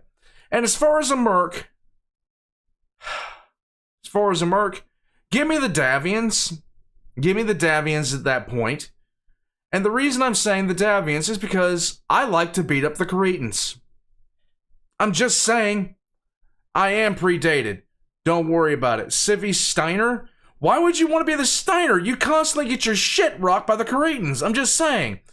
Lee, but boss, what if the Steiners offer you the LCS Yo Mama? Dude, it's done. It's fucking done. I will take the LCS Yo Mama as payment. Okay? I will take the LCS Yo Mama as payment instantaneously. I will fight for Steiner. I will fight for the Commonwealth. Yes! Which Battletech Succession War faction leadership would you marry into? Not a... Oh, God. Ugh. Gear Stark, you have a wonderful night. The Davians and the Rasselhoggers are basically the only people that treat their military as professionals. Oh, boy. But like I said, guys, I'm still getting into this. And that's the fun part about that's the fun part about being me right now. I get to consistently enjoy learning about a new franchise. And yeah, I said I'd like to be a civilian in the Free Worlds League. But that might change. That might change. Very much so. Let's go. The century was far from peaceful between the Taurian Concordat and its established, larger, more powerful neighbors. But I will say this. Any government with me as a merc that offers me the LCS Yo Mama instantaneously wins my allegiance. Because, damn, that's the best name for a ship I've ever seen. Even after the death of Richard Calderon and his replacement by his son, Daniel, and later his brief replacement by Regent Protector Sigur Fon, there was still warfare on the frontier of the once quiet realm.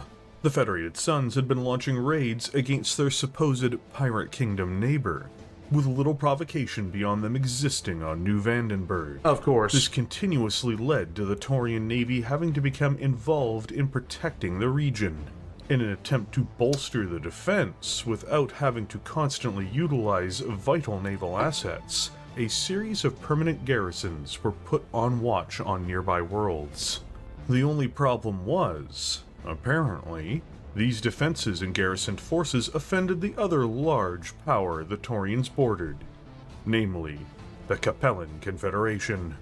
Instead of allying with the obvious enemy of their enemy, the Chancellor, Liao Kurnath. Oh God, why are... Oh God.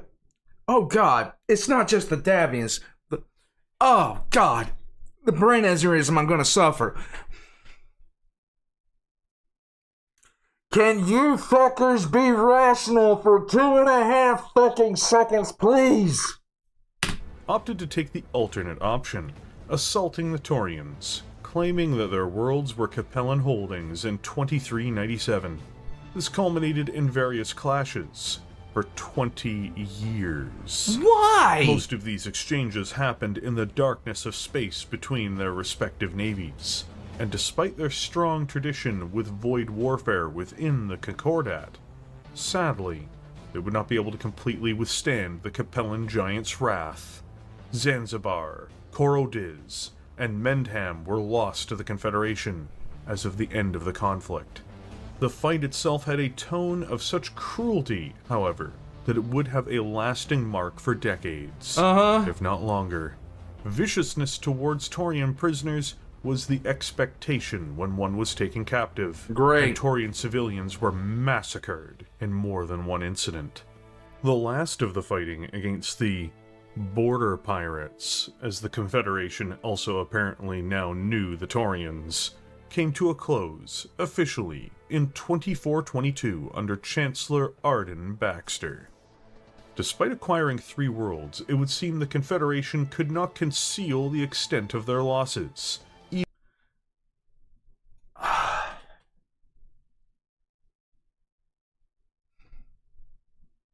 Let's just invent an enemy. When we're already fighting a much bigger enemy. And a much more aggressive enemy. Period. Like, why? There's been too many times in the history of Battletech that I'm looking around going, exactly what in the mothering of fuck is wrong with you? Like, what is wrong with you? Christian, what's up? Okay, would you be pro Star League in the Golden Era? Would you fight for Kerensky? Leave with him. Honestly, at this point, Christian, at this point, in the Golden Era of the Star League, after the reunification wars, I would be painfully to say pro Star League. But I don't know if I'd leave with Kerensky or not, considering what happened after he left. I don't know. I just don't. It seems like a... No matter where you turn during this time,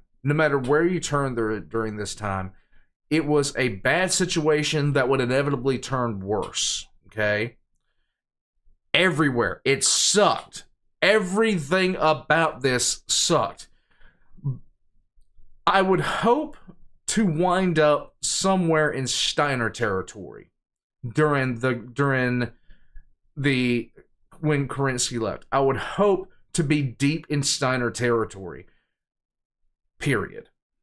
Even though they'd claimed victory, their supposed just conquests were most definitely very hollow. Baxter then had the shocking audacity to try to softly...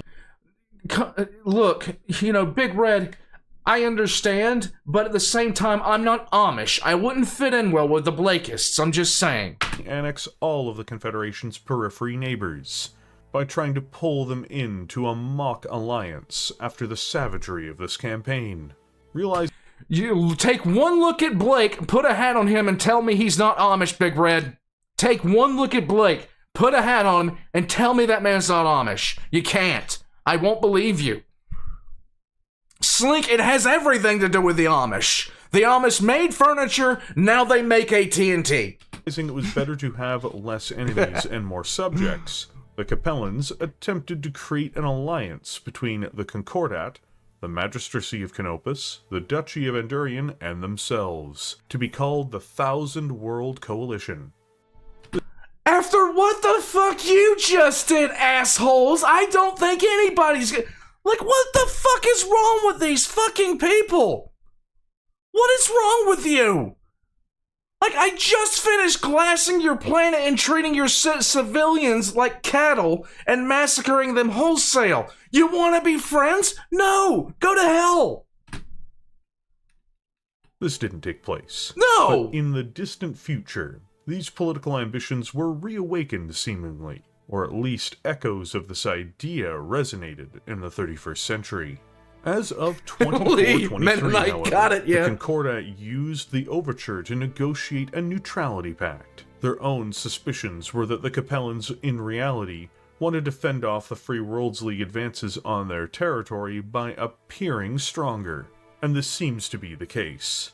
The Concordat still did not participate in the Ares Convention, and has never become a signature of the idea. Despite this offer of neutrality, in 2452, Capellan defectors arrived in the Concordat, with battlemech designs no less, much to the displeasure of Cyan. And this opened the gate to the Concordat, beginning to examine these new breakthrough war machines. This did not garner a response from Christian, I got it, trust me. Christian says, I think you now understand why nobody likes the Caps. Yeah, I got it, guy. I got it. Like, no cap. I get why people hate the Caps. The Capellans, if only because they were in no position to enact any type of reprisal. Peace was, in and of itself, an enormous boon to the Taurians in the aftermath of the vicious conflict with the Confederation. Fighting did not return to their border, but trade began in great volumes with all of their neighbors, including the Federated Suns and Capellan Confederation. Not paying much attention, the Inner Sphere powers did not realize the effect this would have on the Concordat. Always assuming them to be backwards, they were unaware of the true potential and strength of the Periphery Realm to their border. Taurians were highly educated, highly motivated, industrious, and constantly seeking out new territories to explore and colonize. For the next 150 years, they would be left in relative peace. Good. In that time, their numbers grew.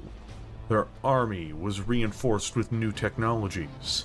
Their industries modernized.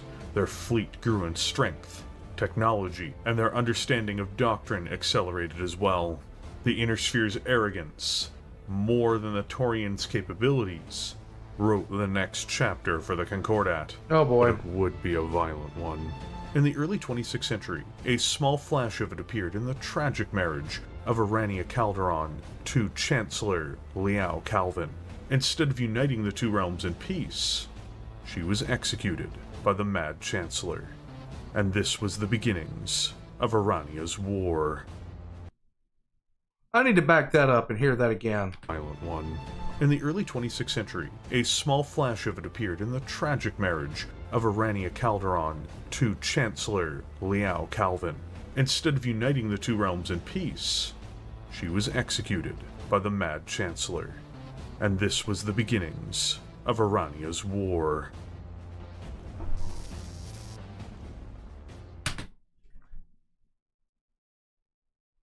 The Capellans doing some fucked shit again? Wow. I thought it was all a joke. But they really are stupid. Oh, Lee, not sure if this fun fact's been mentioned yet, but some like to refer to the Concordat pre-unification war as the Sixth Great House. Lee, it actually makes sense. Sarm, he executed... Oh, God, that is so hideously stupid. The joys of Mad Capellan Chancellors, yes.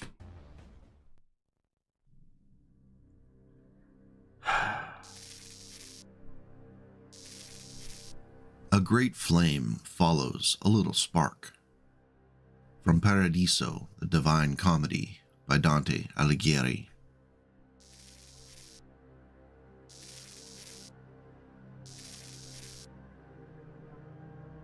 Oh boy. In the vacuum caused by the collapse of the Terran Alliance, inevitably successors emerged to replace the imperial power that once dominated all of mankind. At first, these were all regional hegemons, such as the ambitious and ruthless Federated Sons, or the determined and brutal Capellan Confederation, and these are inner sphere powers the Taurians knew well. But there were others. The Draconis Combine, Free Worlds League, and Lyran Commonwealth appeared amidst the regions outside of the Taurians' immediate abroad, becoming And you can't forget the cat girls. powerful empires in their own right. The birthplace of man, Terra, went through a revolution, going from the center of the defunct Terran Alliance to the new and robust Terran hegemony, ruled by the powerful McKenna Cameron dynasty. The hegemony inherited the Alliance's most crucial and dangerous traits, namely its already developed economic potential, its strong culture and traditions, its powerful military forces, and its massive military science industrial complex. Hooray! Christian, I thought BSG picking who was a Sanlan was a random dart throw. The true craziness is if a lord in Battletech is crazy good, crazy bad, or just plain crazy. Yeah, pretty much, Christian. Pretty much. Okay, so here, if you're wondering, I will tell you my opinions of the great houses at this point, okay? I will tell you my opinion of pretty much everyone, okay? So, the Terrans are assholes. Congratulations.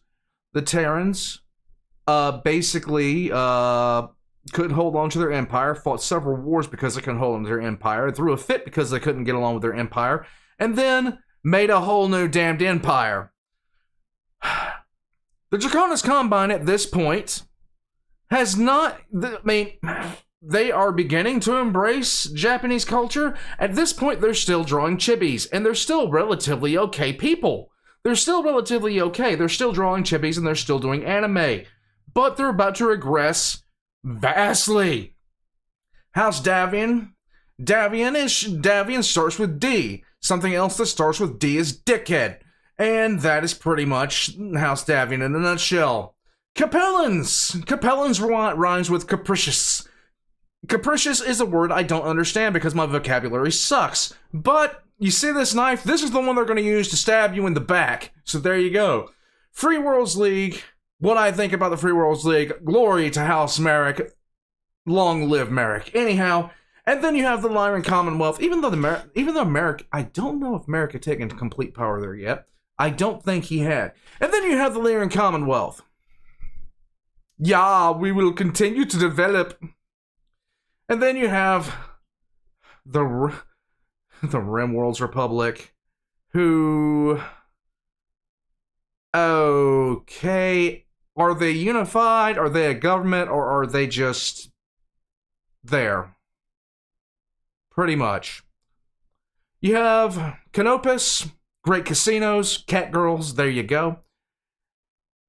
You have the punching bag of Karita and Davian. I mean, there's no other way to really describe them. Then you have the Taurians, period.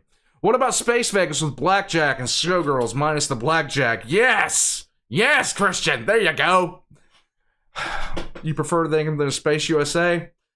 Poor Outworlds Alliance. Dude, the Outworlds Alliance has gotten their shit kicked in. Like, but here's the thing, okay?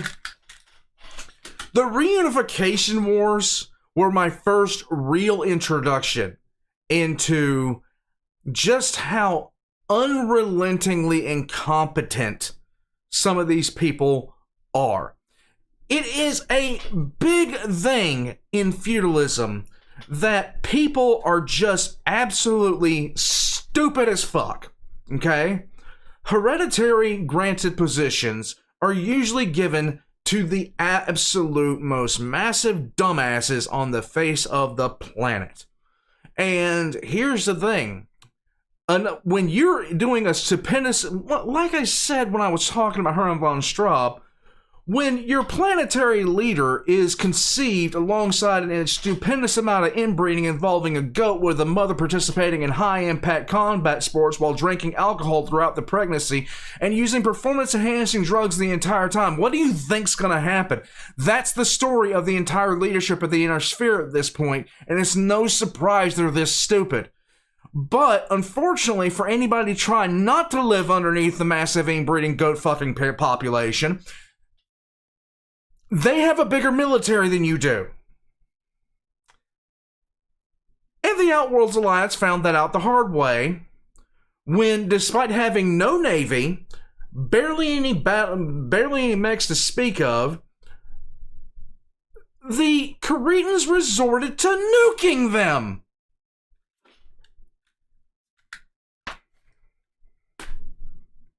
I don't know what to say. Just like you suck at this. Most leaping advancements in warfare came from here, including the Lords of the Battlefield, battle mechs. Despite its relatively small size, it was the true apex. Now, this is fucking useless, okay? Why would you put an ad underneath your shoe, underneath the shoe of a mech? Because the person that can read this ad isn't going to be a person for much longer. Every time I see this, it makes me give a small chuckle inside my dark and twisted soul. Lee Silver, thank you, bud. MechFrog has a good video on the Outworlds Alliance. Because Stomp, yes, Stephanie. Powers. Competition broke out in this inner realm of human civilization, and while it seemed as if it would go on forever, very nice, Red Hawk, or that the Terrans may eventually be outpaced by their rivals, things would not stay on this course, because two great houses opted to cooperate. Houses Merrick and Cameron, the Free Worlds League and Terran hegemony, eventually had a vision for a united inner sphere.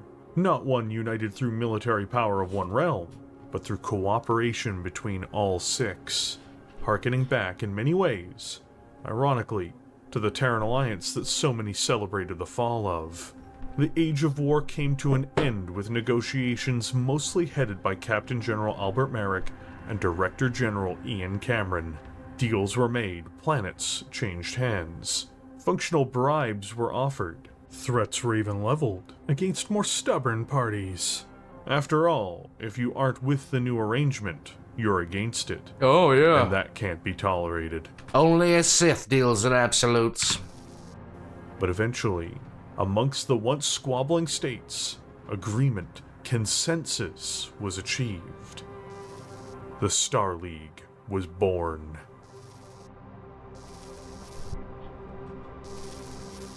We, the Lord's representative of the 6 inner realms of the human sphere, in the name of peace, free commerce, and our people, do hereby enter the covenant to be henceforth be known as the Star League. We pledge unto each other our lives, our good faith, and our sacred honor. Excerpts from the preamble to the Star League Accords. Sorry, I do apologize to everybody if you need to take Benadryl. I understand if you're allergic to bullshit, because that's some grade A professional level bullshit. Okay, that is some grade A USDA approved 100% bullshit. Because the second they announced the Star League, the first thing they did was declare war, shut down commerce, and literally just beat everyone into submission. That wasn't them. 2751. This yeah, new no Star kidding, League was Slink. a spiritual feudal successor to the Terran Alliance in many ways. This meant that it also brought with it many of the attitudes that the failed alliance had, Hooray! including asserting dominion and dominance over every human colony known. There could be no competition to this new union in the space of military, economic, social, or administration. Nothing could lay outside of their hands. Wherever a human tread, the Star League would preside over them. Christian, thanks. I firmly believe the hegemony shows up with diplomat Steve Jobs with new tech, and John 117 is there in the back just glaring and guarding Cortana. Yeah, that's pretty goddamn accurate. For those not within this new Grand Alliance, the situation had changed from the days of the prior Terran-run iteration. The realities around this development were grim. The Periphery Realms, in the Rimworld's Republic, Taurian Concordat, Magistracy of Canopus, and Outworld's Alliance found themselves in an increasingly perilous diplomatic position. Of course. What is worse is the Inner Sphere's massive armies and military industries needed an excuse, an outlet for their products and services, just due to the nature of how these sectors had evolved over time, being thoroughly interwoven with the broad economies and societies of each great house. The states of the periphery became targets. This would be where they would direct their militaries. This would be the grand threat used to unite mankind, not simply in agreement, but in blood and shared sacrifice. Yeah, they definitely sacrificed. Jesus. Like, seriously? Like, like, the 6 groups that can't stop fighting each other for 5 minutes decide to stop fighting each other and promptly start to fight everyone that didn't want to fight to begin with. This makes a lot of sense. The propaganda started to a degree from the very moment the League manifested. The irony is not lost on history that the Star League was formed to impose peace. Impose.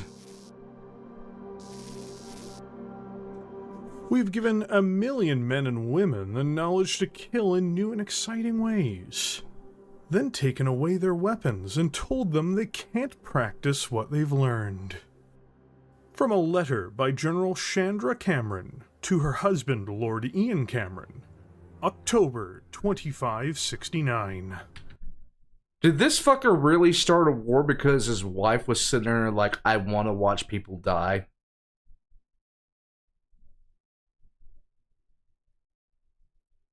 Is this really how this went down? Because his wife had a genocide kink, millions had to die. Come on, man. Come on, man.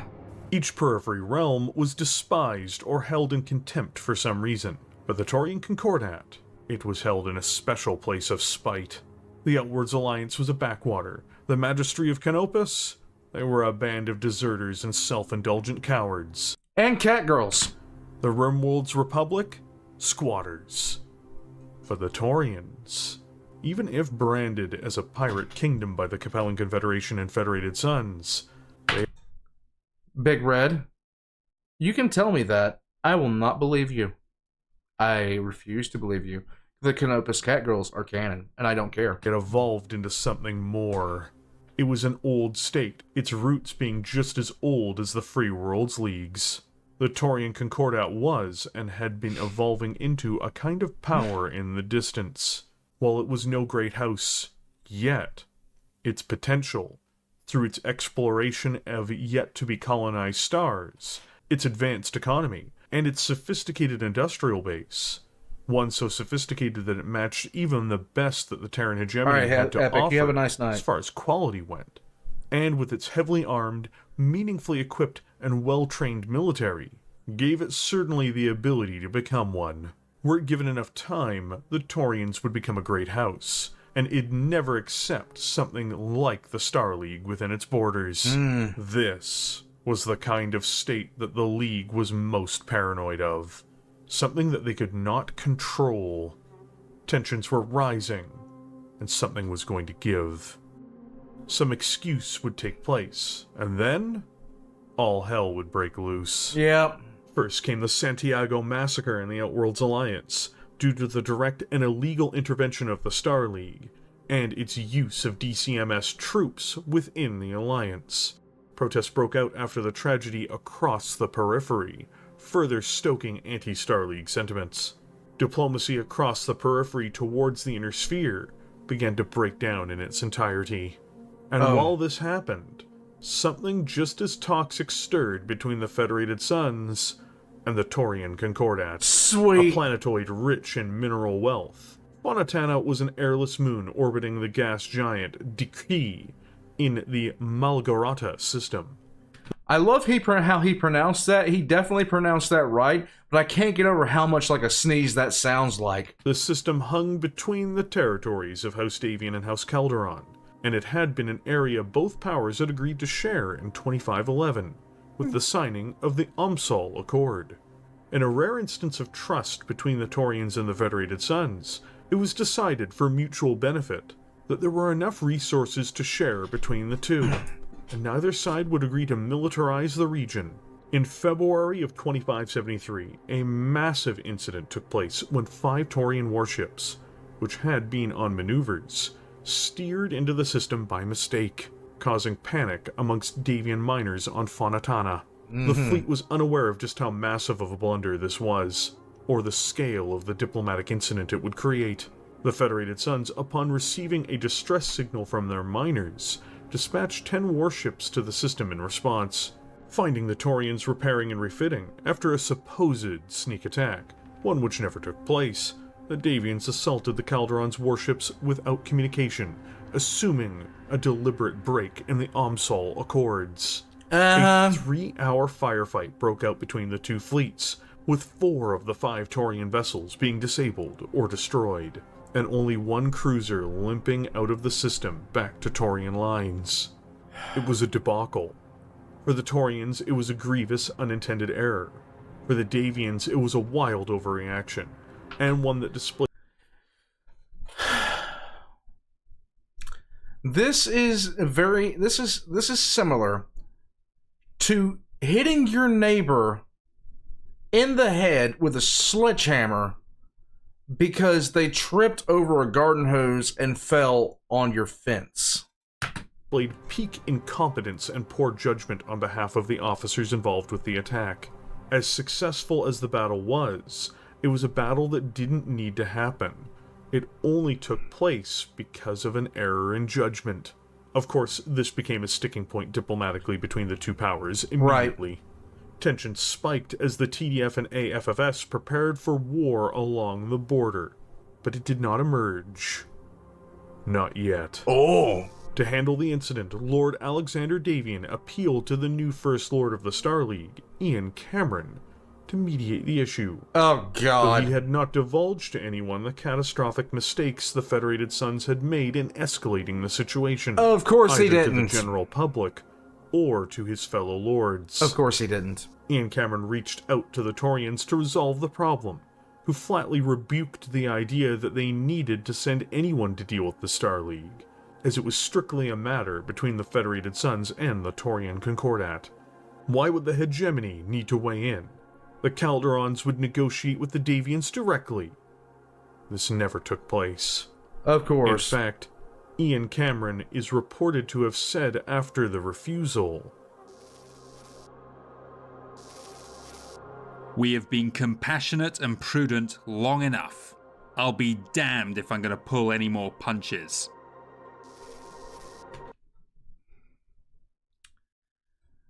Here we go. the First Lord publicly blamed the Concordat for the entirety of the incident, and stated the Federated Sons had responded justifiably to an unwarranted military assault on civilian settlements. The full response from the Star League, though, was mixed and indecisive, with some lords siding with the Davians and others not, but they did all agree that things could not go on as they were. The Periphery was creating more and more problems by not submitting to their betters. Something had to be done. Yeah, there's the idea. Realizing just how much of a blunder it had been not to participate with the Star League's lords, one of the last acts of Protector Katarina Calderon was offering to compensate the Federated Sons in late 2573. But it was just too little, too late, and a token gesture at best. The confrontation between the Inner Sphere and Periphery was unlikely to ever be avoided. Yeah, because Ian Cameron's wife over here, can't stop thinking about mass murder. But now, it was a certainty. Oh, God. Never again can we afford to accept the honeyed words of the Periphery states, who reassure us that they mean no harm. Too much recent evidence speaks too loudly to the contrary. As long as mech warriors trained in the art of destruction and ships of the line eager to disrupt trade stand ready to pursue a policy of aggression, we can never remain safe in our beds. It may be that the present leaders of the polyglot Periphery worlds mean us no harm now, but what of the future? Can we dare to gamble the fate of our children in the vain attempt to preserve peace today? Is it not better to deal with the problem today, whatever the cost, than to inflict such a burden on those who come after? What shall be our legacy to our children? Fighting somebody a quarter your size and witnessing your ass getting whipped by them and having to resort to mass WMDs to pummel them into submission. That is the legacy you leave to your children, asshole. Peace and prosperity, or fear and death? Poetry! Absolute fucking poetry! The Concordat Question. Article written by Helmuth T. Fetzenerson. The Aragonian Tribune. New Avalon, 2573. Yep. The Star League's ruling council could not agree yet on military action, but what they could agree on was massive economic sanctions in March of 2574, imposing huge tariffs and restrictions on goods coming to and from the Periphery states. Yeah, that was good voice acting. An economic siege had begun, figuratively encircling the Periphery as great walls were erected around them in an attempt to strangle their adversaries into submission, or to weaken them enough that they could be stormed. Everybody expects it to have an inquisition. Would quickly bring the Periphery realms to their knees. When this failed, the army was the only option left. The lords of the great houses, the masters of the Star League, set a meeting on the world of Pollux in December of 2574. The lords were still unable to reach a consensus entirely, but the Draconis Combine, Federated Sons, Terran Hegemony, and now the Lyran Commonwealth all wanted war with the Periphery. houses Merrick and Liel, the Free Worlds League and Capellan Confederation, saw an imperial conflict of this nature as being ill-suited to the League at this time, viewing it as a destabilizing effort to their other plans. And this, children, was the last time the Free Worlds League and the fucking Capellans agreed on goddamned anything. The compromise was to send one last chance to the periphery for their compliance. Compliance equals submission.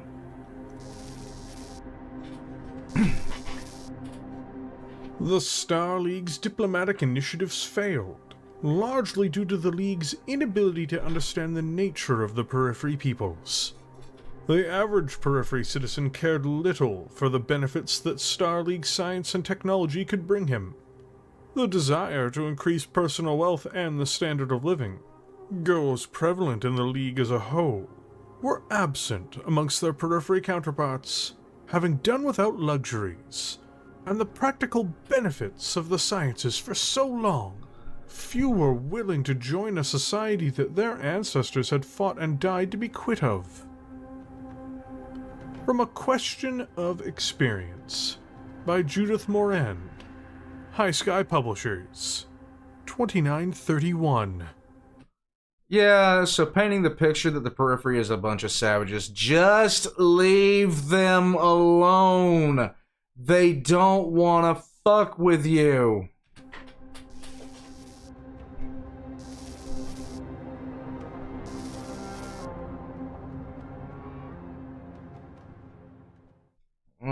This is true, JR. When the clans invaded, yes. Oh god, Halo music. Oh shit. It's not Halo music, I know, but it sounds similar. Stop beating me. And here we My lords go. and ladies, we stand poised on the verge of a great era, a time of realized potential, of peace, security, and freedom for every man and woman. Except those that we don't think are people. We have taken great strides towards these goals that are unprecedented in human history. By not killing each other and deciding to kill someone else. By setting aside our regional, parochial differences and forging a union vaster and stronger than any previously devised. In the course of this mighty achievement, we have struck down many barriers to harmony and understanding. One barrier that remains is the isolationism of certain areas that refuse to join in with this union, and thereby jeopardize everything for which it stands. They don't want to be with us, so we're going to nuke them until they decide they don't have a choice anymore. There is no good reason for the intransigence of people who will not recognize the greater good of laying down their independence for the sake of joining our league. Tau propaganda. There is no good reason for people to insist on resisting the superior wisdom of those who have come before them into the fold. Massive unrestrained arrogance. Nor is there reason for them to continue to seek their own lonely course, far from the centers of culture and civilization. This course of action is temporary. This course of action is provincial. Furthermore, in consideration of the common goals we share, we must set aside our differences and pool our resources for the common good, once and for all. See, now I have even more of a reason to hate them. Because this... You're looking kind of blue there, Cameron. You're looking a little bit blue there, Cameron. The Star League stands for a unified humanity. As First Lord of the Star League, it is my solemn responsibility to protect the welfare of that humanity wherever it may be found, be it on Cyan or Santiago, New Vandenberg or New Avalon. You nuked New Vandenberg into the ground, asshole! Andurian or Apollo, Castor or Canopus. Through me, the Star League assumes the awesome task of safeguarding the welfare of humanity. It is a responsibility from which the League will never shrink, a responsibility it shall never lay down. The dark days of barbarism are over. We will not let them return again. We're gonna give them something better to think about. The only way to ensure equal protection for all, the only way to safeguard the liberties of each individual, is for every human being to accept the benefits we offer freely and openly. So long as a solitary individual of the most distant planet in the periphery remains uneducated, impoverished, or disadvantaged, all are equally stricken. This situation is not now, nor shall it ever be, acceptable. We intend to see that the majority is not denied the benefits of culture and progress at the hands of a minority of radical isolationists. We intend to extend our benevolent protection into every corner of human-occupied space, whatever the cost, until every man, woman, and child prospers and flourishes. Are you talking about the ones that you vaporized? Holy God, this is the most like, I've heard this twice.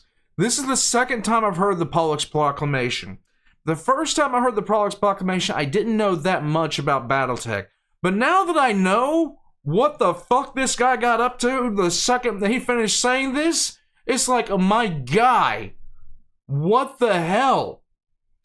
Let no one stand in the way of human progress. The time for reunification has come, but some have made the grievous error of failing to heed the call. Instead, they chant, jeer, and jump about claiming independence as if they were somehow beyond the grasp of their mother world.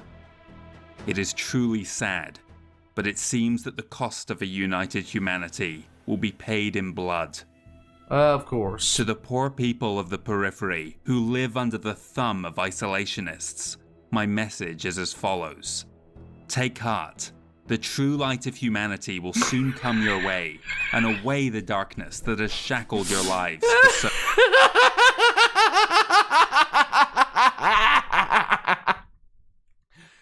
Oh man, that is unfortunate phrasing right there.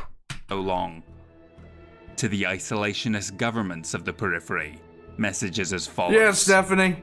As you have shown by your uncivilized refusal to negotiate in good faith for better relations between us, I no longer restrain those of us who believe punishment is in order. The purpose of the Star League is peace.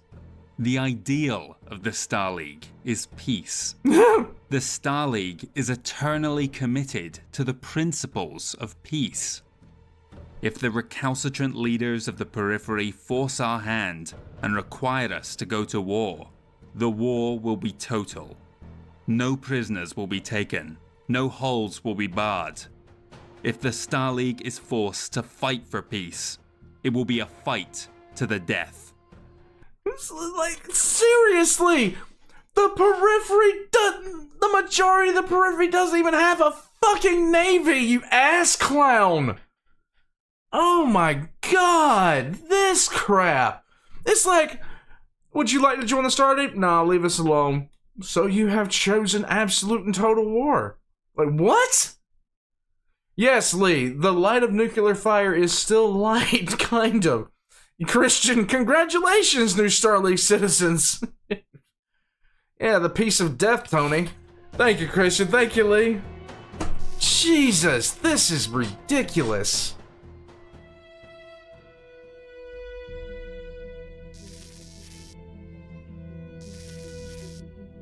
At the request of the independent states of the periphery, I formally reply to your demand that we submit to the Star League, or else suffer the consequences.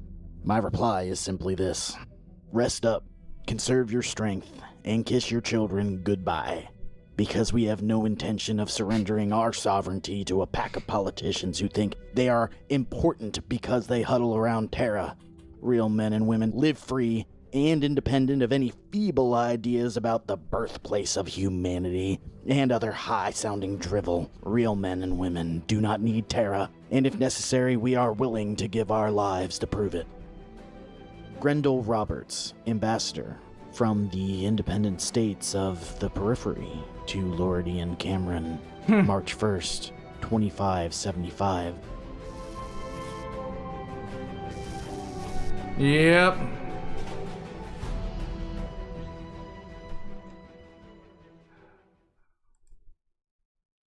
Guys, I think we will stop here for tonight. I think it's a good stopping point, a good a stopping point as any, right at the start of the reunification war. This whole damn thing, the lead up to this, the first time I heard it, I thought it was crazy. But hearing it again, it's so terribly bad. Just the amount of it becomes so perfectly clear. The Davians had no reason whatsoever to believe that the Taurians were being aggressives, being the aggressors here. They had no reason. The arrogance, yes, Mad American. Thank you, Christian. Peripheries, we come to save you. Hooray! Yeah, pretty much. No, dude, they weren't even saying, yay, it's the Star League. They weren't even saying that. It was like, oh god, here we go again. At least they didn't turn the ship into a submarine. Fox Leader, they are that incompetent. Yes, it's even more crazy the second time hearing it, because the amount of gaslighting going into that was insane. That isn't, like, it is so ridiculous. Yes, they do a very good job of justifying the Taurians' hate for the Inner Sphere, and they wonder why they rebelled. Like, well, why are you even asking this question? Why? Because I remember very well what happened during the first year, during the reunification war. A bunch of ships pulled overhead. They couldn't crack the Taurians, so they started mass genocide. Yeah. Hannibal, well, here's the thing, okay? The Inner Sphere hated each other. And the only way that the Star League could actually form is if they gave them someone else to fight. That's the only way they could do it. The Star League was going to fall inevitably. The Taurians aren't playing fair, Big Red. I mean, they aren't playing fair, but still, this is... Oh, the Taurians do fight dirty from the start, but, you know, if you weigh 100 pounds and you're fighting a 400-pound silverback gorilla, if you're trying to fight fair, you're fucking dying. That's just what it is. Taurians nuke their own people, so do the Free Worlds League, so do everybody else. Yeah, pretty much. This is going to be bad. It was going to be bad from the start. We know it's going to happen. Oh my god. I seriously can't with the Cameron's gaslighting. I seriously can't. That was so bad. God damn, Lee. Thank you, bud. Much appreciated. The worst part, going off Texas video on Ian, is that he did believe he was bringing order to stop the killing. Ian barely got the Star League together and needed to ensure none of them would leave while forcing the other states to join. Camerons are terrible. They're all like, find me one great house. It's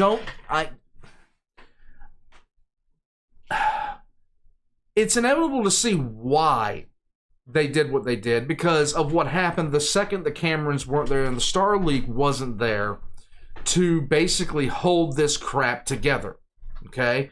To basically hold this together. The second the Cameron dynasty fell apart, the entire Inner Sphere went at it.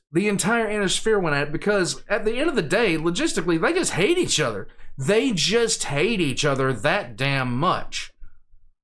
I mean, that's really what it boils down to. The Star League was a stopgap, was basically the last prayer that they had to actually not murder each other. That was all it was. Lee, much appreciated, my guy. But yeah, the whole thing about the Star League at this point, for me, from my perspective, the Star League was formed, but there was no way that it was ever going to hold on to power forever. The great houses of the Inner Sphere just simply hated each other too damn much. And dumb decisions were made. And I will forever blame the Creetans for being kind of like the thing that literally eroded the last bit of possibility that Kerensky had to turn it around. Okay, I will say the Creetans did that very effectively. While the other houses, yes, had some involvement in it, I'll say at this point that even though, you know, the Liao, Davian, the Merricks and the Steiners, they were basically causing problems, Kerensky might have been able to hold it together, but not with the way the Creetans were acting. The Creetans were very, very, very much the catalyst, I think, and the reason that Kerensky pulled the ripcord and left. Because no matter what, seeing the way the Creetans were acting, it was just going to be a matter of time before a large-scale war kicked off.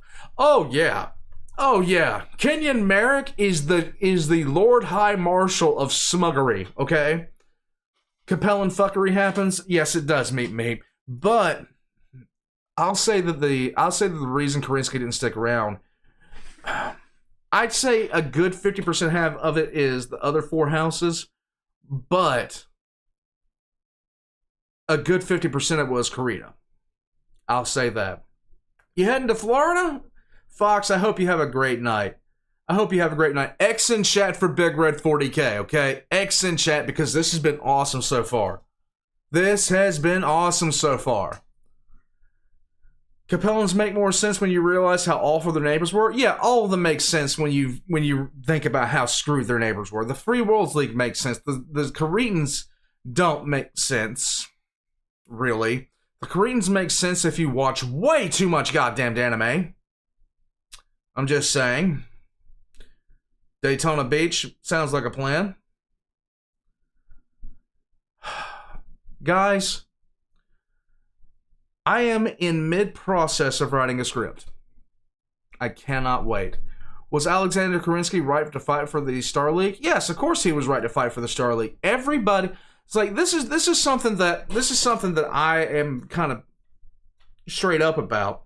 When it boils down to it, the individual serviceman, the individual officer, everything like that is always right to fight for the country. It's always right to fight for the country. It's the leaders of said country and the usage of those officers and enlisted that is the determination. I never have a problem with the common soldier. I have a problem with nation leadership. That is my hang up. That is my real hang up.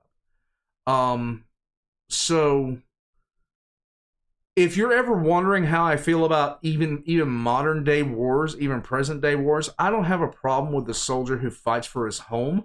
I have a problem with the leadership involved in that, because diplomacy should always win through.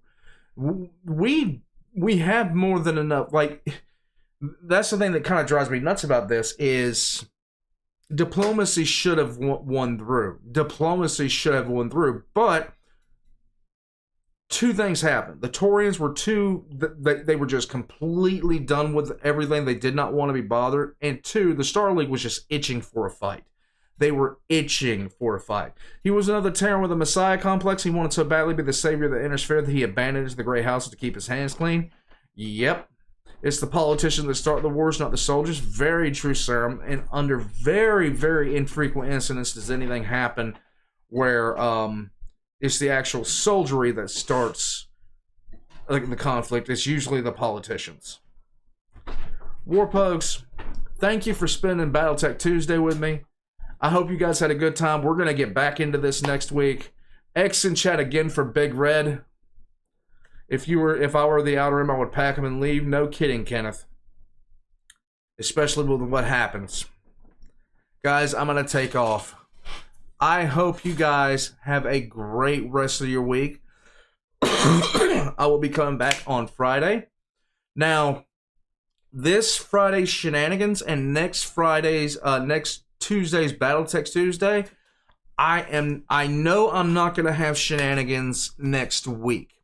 Okay, shenanigans next week is I'm going to be in South Carolina at that point. I will not be here.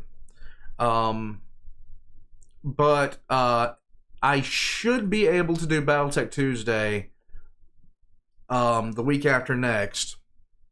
I should be home at that point, and I can't wait. Warpugs, I hope you guys have a great week. Thank you guys so much for joining me. I'll catch you guys later. Now have a good night, and just remember, good times rhymes with war crimes, and we're about to see a ton of them. Later, guys.